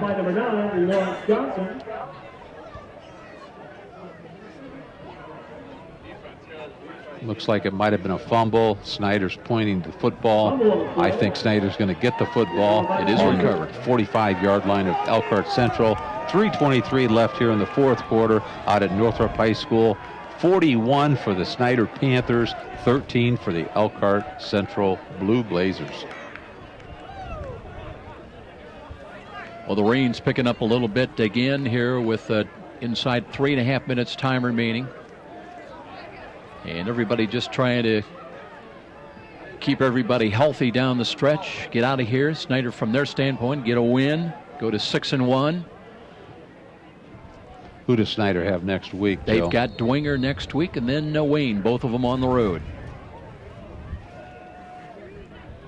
Ellsworthy remains in. That is that number 71, a big fullback, and opens a hole for Eldridge. Still on his feet at the 40. And carries them, tacklers down inside the 40 to about the 38. That'll be a gain of 7. We've seen a couple of offensive linemen in the offensive backfield for the Snider Panthers. Always like to see that if you can get an offensive lineman that can play fullback, put himself out in front of Eldridge, the tailback, do a nice job of blocking. Actually, he's like a guard when they put him in the back. By the way, our focus on Fox with Friday Night Lights football next Friday night will be at Southside at Weicker Stadium in the annual North-South matchup. Hope you can join us. 7 o'clock our kickoff or pregame next Friday night at 6:45. Second down and 3. Deep handoff once again, and here's Eldred, turns the corner. He's at the 30, 25, and runs over one of the would-be tacklers that time. And I'll tell you what, that's delivering as much punishment as you are going to get, as Michael Johnson took the brunt of that Jaquan Eldridge run. Eldridge just put his head down. He was in the open field, put his head and his shoulders down, and just bowled over the defensive back for Elkhart Central. A lot of the Snider Panthers, both on the football team and in the stands here, really like to see that run by Eldridge. Yeah, you could hear that ooh and ah that time at the big hit. No urgency now for the Panthers. They lead at 41-13 with just over 2 minutes time remaining. They've got 1st and 10 at the 22-yard line. Not interested necessarily getting points on the board as Painter, though, hands it off. Eldridge again starts left, cuts right, up the middle, inside the 15 to, well, down close to the 11-yard line. And another tough runner that is tough to bring down. Well, we've talked about the offensive tailbacks that Snider's has used tonight, and they've done that over the years. They've always been known for their tailbacks, their running ability that they have, big offensive line. Snider usually comes out with a big offensive line, and they have the luxury, Joe, of two platooning, where most of the offensive linemen that we see in the game haven't even seen the field on defense for Snider. And when you have the numbers where you can play different people on offense and defense, we call it a two platoon. That's a luxury. Play clock is down to 2 as Painter just wants to take a knee. So got the play off. I don't think the penalty was called with 1:20, and we may just see 1 or 2 more kneel downs to end it right here in the 41-13 victory by Snider. They've not yet marked the ball ready for play as the clock is running, the game clock. And it'll run well inside of 1 minute before the snap of the ball. In fact, Snider just at the line of scrimmage standing around with the play clock still at 16. And they're going to milk every second of it that they can before Painter just takes another kneel down. Rain starting to pick up out here at Northrop High School. 44 seconds, as Joe has said, left in the football game. Painter's just taking a knee, the quarterback for the Panthers. 41-13. Snider comes out with another big win. We're down to 31 seconds, and if the referee, like, he's going to mark the ball ready for play, and they may have to run at least one more play. And a lot of referees would say, you know what, we'll just take a little longer and not even have to run a play. Now we're down to 11 seconds, and that's going to do it finally as they'll run the last seconds off the field. And Snider will group up on senior night and celebrate this running victory. I think that's a good way to put it. As they win here at home 41-13, they'll take the record now to 6-1 overall. And the Blue Blazers will head home at 3-4 with the prospect of facing South Bend Adams next Friday night. And for the Panthers on the road for their final 2 games next week at Dwenger, then at Wayne, and trying to run the table if they can in the SAC. But again, tough games ahead for the Snider Panthers. We're going to take a 2-minute timeout, and we'll be back with our post-game show, our Walburn Financial post-game show coming up, and much more when we return here to Spiller Stadium. 41-13 the final score. This is IHSAA football on Fox Sports 1250 The Ticket. I am your typical mom. Christy Newhouse for the Parkview Heart Institute. You know, I'm entrenched in my kids' lives, and I eat a healthy diet, and I'm actually probably the last person you expect to have a major heart event like this happen. One day last year, Christy awoke to deep pain in her chest and jaw that later spread to her arm. I ended up going to Parkview's ER, and they told me I was having a massive heart attack. Teams from Parkview's ER and Heart Institute worked together to save Christy's life, treating the heart attack, restarting her heart after she suffered a cardiac arrest, inserting 2 stents, and equipping her with a wearable defibrillator that was developed in part from clinical research done right here at Parkview. Fantastic, fantastic care.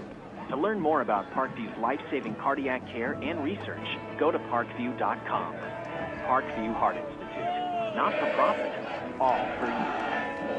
Are you tired of realizing only a 0.25% return on your typical bank savings account? What if it was possible for you to gain 3.5% to 4.5% return on your investment dollars, or even 7.5%? Sound hard to believe? Tim Rooney at Stifel Company can bring you one-on-one planning, focusing on the diversity of corporate notes offered from names you know, making those kind of returns a real reality. A cash management plan that can include preservation of capital while minimizing investment risk. Stifel can start you on the path to sensible investing, helping make your dreams for the future come true. All it takes is that first call to Tim Rooney at Stifel, 260-459-3989. 459-3989. Stifel, making dreams come true every day. Stifel, member SIPC. Did you know the IRS tax code now consists of nearly 80,000 pages of rules and regulations? It's enough to make you cry. But now there's real affordable help right here in Fort Wayne. Walbert Financial Management, a firm that cuts right through the legalese, working hard for you, providing external solutions to bookkeeping and tax problems. Walbert Financial Management, taking flawless care of all your personal reporting, P&L, or even individual tax requirements. Give them a call, 260-459-2240. You'll sleep better at night being assured everything's taken care of. Walbert Financial Management. Sold. Those are the words you expect to hear when selling a home. And Rick Whitman from Century 21 Bradley can give your family the advice, expertise, and satisfaction to fit your needs when buying or selling a home. With Rick Whitman's 35-plus years of experience, you'll find an effective method to accomplish your goals, select the proper loan, and feel the comfort of your new home. When you think real estate, think Rick Whitman at Century 21 Bradley. 260-704-6565. 704-6565. Be sure to ask for Rick. And now, back to the stadium with Joe Parson and more IHSAA football on Fox Sports 1250, The Ticket. Welcome back, everybody. Snider Panthers with a big effort here tonight and winning at 41-13 over the visiting Elkhart Central Blue Blazers. Let's take a look at the line score of the ball game. 6 rushing touchdowns tonight for Snider. They got out to a 14-0 lead at the end of the first quarter. They took a 27-0 lead into the halftime dressing room. And it would be Elkhart Central did get a pair of rushing touchdowns, long ones from tailback Joe Phillips here tonight, but too little too late.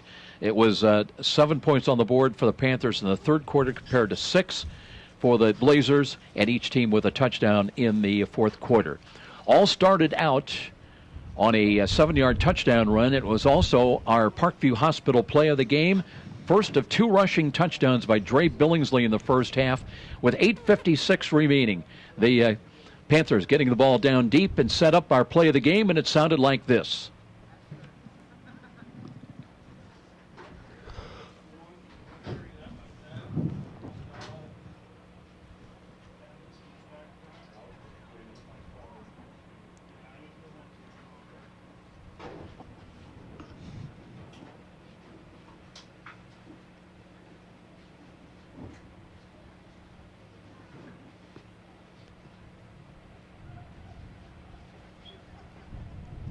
So Dre Billingsley with the first of 2 touchdown runs tonight. Panthers would add a Desmond Davis 3-yard touchdown run just before the end of the quarter with 16 seconds remaining. Boozman with the extra point, 14-0 Panthers after 1 here at Spooler Stadium. Then Money Woods getting the ball down inside and a 6-yard touchdown run with 7:41 remaining in the first half, 20-0 in favor. The extra point kick was blocked. Billingsley would add his second touchdown run, this a 2-yard jaunt with 3:54 remaining. Boozman, 27-0 Panthers as they headed the 2 teams to the dressing room.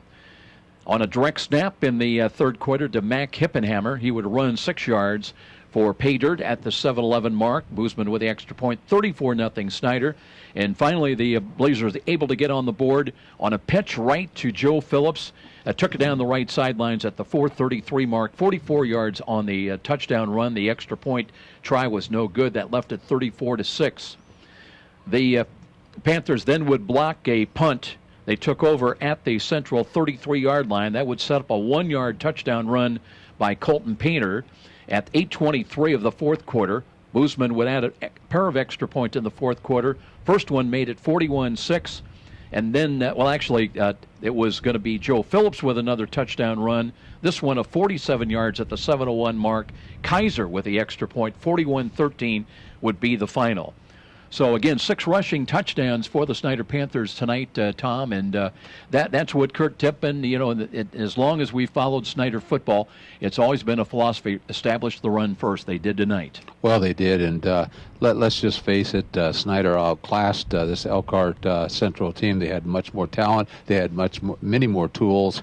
Kurt Tippmann likes that big offensive line. We saw 3 or 4, sometimes 5 running backs for the Snider Panthers. Defensive line, I think we have to, give accolades to Schwartz, Big Matt Schwartz, the defensive tackle, along with Ryan Peasley, and the linebackers. The whole defensive unit for the Snider Panthers came out, and that's what Kurt Tippmann talked about. Let's get better every week on offense and defense. Let's minimize our mistakes and go out and win football games. Panthers, we mentioned 2 toughies coming up at Dwenger a week from tonight, then at Wayne to finish out the regular season.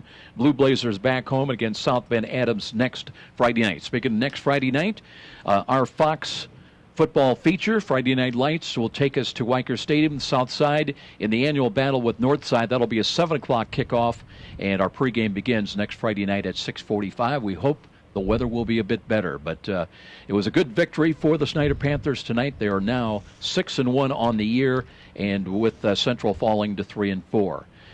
Special thanks to our studio producer tonight. His name was Patrick Plummer, and until next Friday night, for Tom Freistroff, I'm Joe Parson. So long, everybody. Thanks so very much for listening. From humble roots, some 30 years ago, the name Ruoff Home Mortgage has been built upon a legacy of making dreams of home ownership a reality. Loan officers Doug and Julie Carroll are proud to help you establish your roots with a mortgage for your new home. They understand that every borrower is different, and they work hard to get you a mortgage that fits your needs. Call the Carroll team at 602-9768 to find out which program is right for you. When you need a mortgage that is simple and straightforward from a hometown name you can trust, call Doug and Julie Carroll at Ruoff Home Mortgage, 602-9768. You've heard the saying, it's all about the Benjamins. Nothing could be more true at Tom Steel Tire, where it's all about saving you money. For over 35 years, this family-owned business has been saving Fort Wayne drivers lots of Benjamins. Offering quality tires and ASE-certified mechanical service for your car, and that includes an oil change and tire rotation special, all for just $24.95. 2 convenient locations in Fort Wayne to serve you. Tom Steel Tire, not just a tire store, but a complete automotive center. I'm Kathy, and I worked for Midwest America for 10 years. I like to get to know the people that I'm helping or assisting. So to do that, I get to know things about their lives that are happening, whether they are going on a cruise and how to save for that cruise, or whether they're going to have another child and what they're going to name those children, because you have to know their personal life in order to really help them meet their financial goals. Midwest America, all together, better. Next time you're downtown and needing to feed your sweet tooth, you're just a few steps away from Rudy's, Fort Wayne's perfect location for stocking up on those famous to brands gourmet chocolates the Summit City is famous for. Rudy's is located just catty corner from the main entrance to Parkview Field. In fact, Rudy's is a great place to meet up with friends before an event at the ballpark. There's even outside patio seating, ideal for relaxing after work. With a wide assortment of adult beverages and aromas to choose from as well, Rudy's, distinctly different in downtown Fort Wayne. Miss a great high school game recently? Or simply want to revisit that game-changing electric play that turned everything all around? Well, now there's a great new opportunity to do just that. Catch all the exciting action of our live radio broadcast simply by visiting SummitCitySports.com after our game broadcast. Plus, many other high school sports highlights to choose from as well. It's all new and available now at SummitCitySports.com. Where do savvy sports fans in the Summit City go when they need to know more than just the score? It's an easy choice. No other media outlet covers the local sports scene like the Journal-Gazette. You get 7-day sideline coverage from the area's most experienced and knowledgeable sports staff. It's a commitment to Fort Wayne that the Journal-Gazette takes very seriously. When you need to know the story behind the story, nobody delivers the goods each morning like the Journal-Gazette. And even when you're on the go, you can still catch up on the latest sports news online at www.journalgazette.net or from your mobile device at www.jgmobile.net. Start your sports day right, every day, 7 days a week with the Journal-Gazette. You've been listening to IHSAA Football, presented by Parkview Hospital Randalia, your resource for health, and Fox Sports 1250, The Ticket. Proud sponsors of tonight's game also include Meyer, where you get higher standards and lower prices. By Momper Insulation, with over 40 years of quality, professional insulation. By Walburn Financial Management, providing affordable solutions to bookkeeping and tax problems. By Midwest America Credit Union, altogether better. By Aero Fence, Fort Wayne's oldest name in fencing. By Columbia Street West, downtown on the Landing, a Fort Wayne favorite for 25 years. Aaron Chiropractic, specializing in spinal health. By Stiefel, a firm of choice. Ruoff Home Mortgage, a great name to know when you need a mortgage. And with special promotional consideration by the Fort Wayne Journal-Gazette. Nobody delivers the goods each morning like the Journal-Gazette. And thank you for tuning in for the IHSAA Football Game of the Week here on Fox Sports 1250, The Ticket.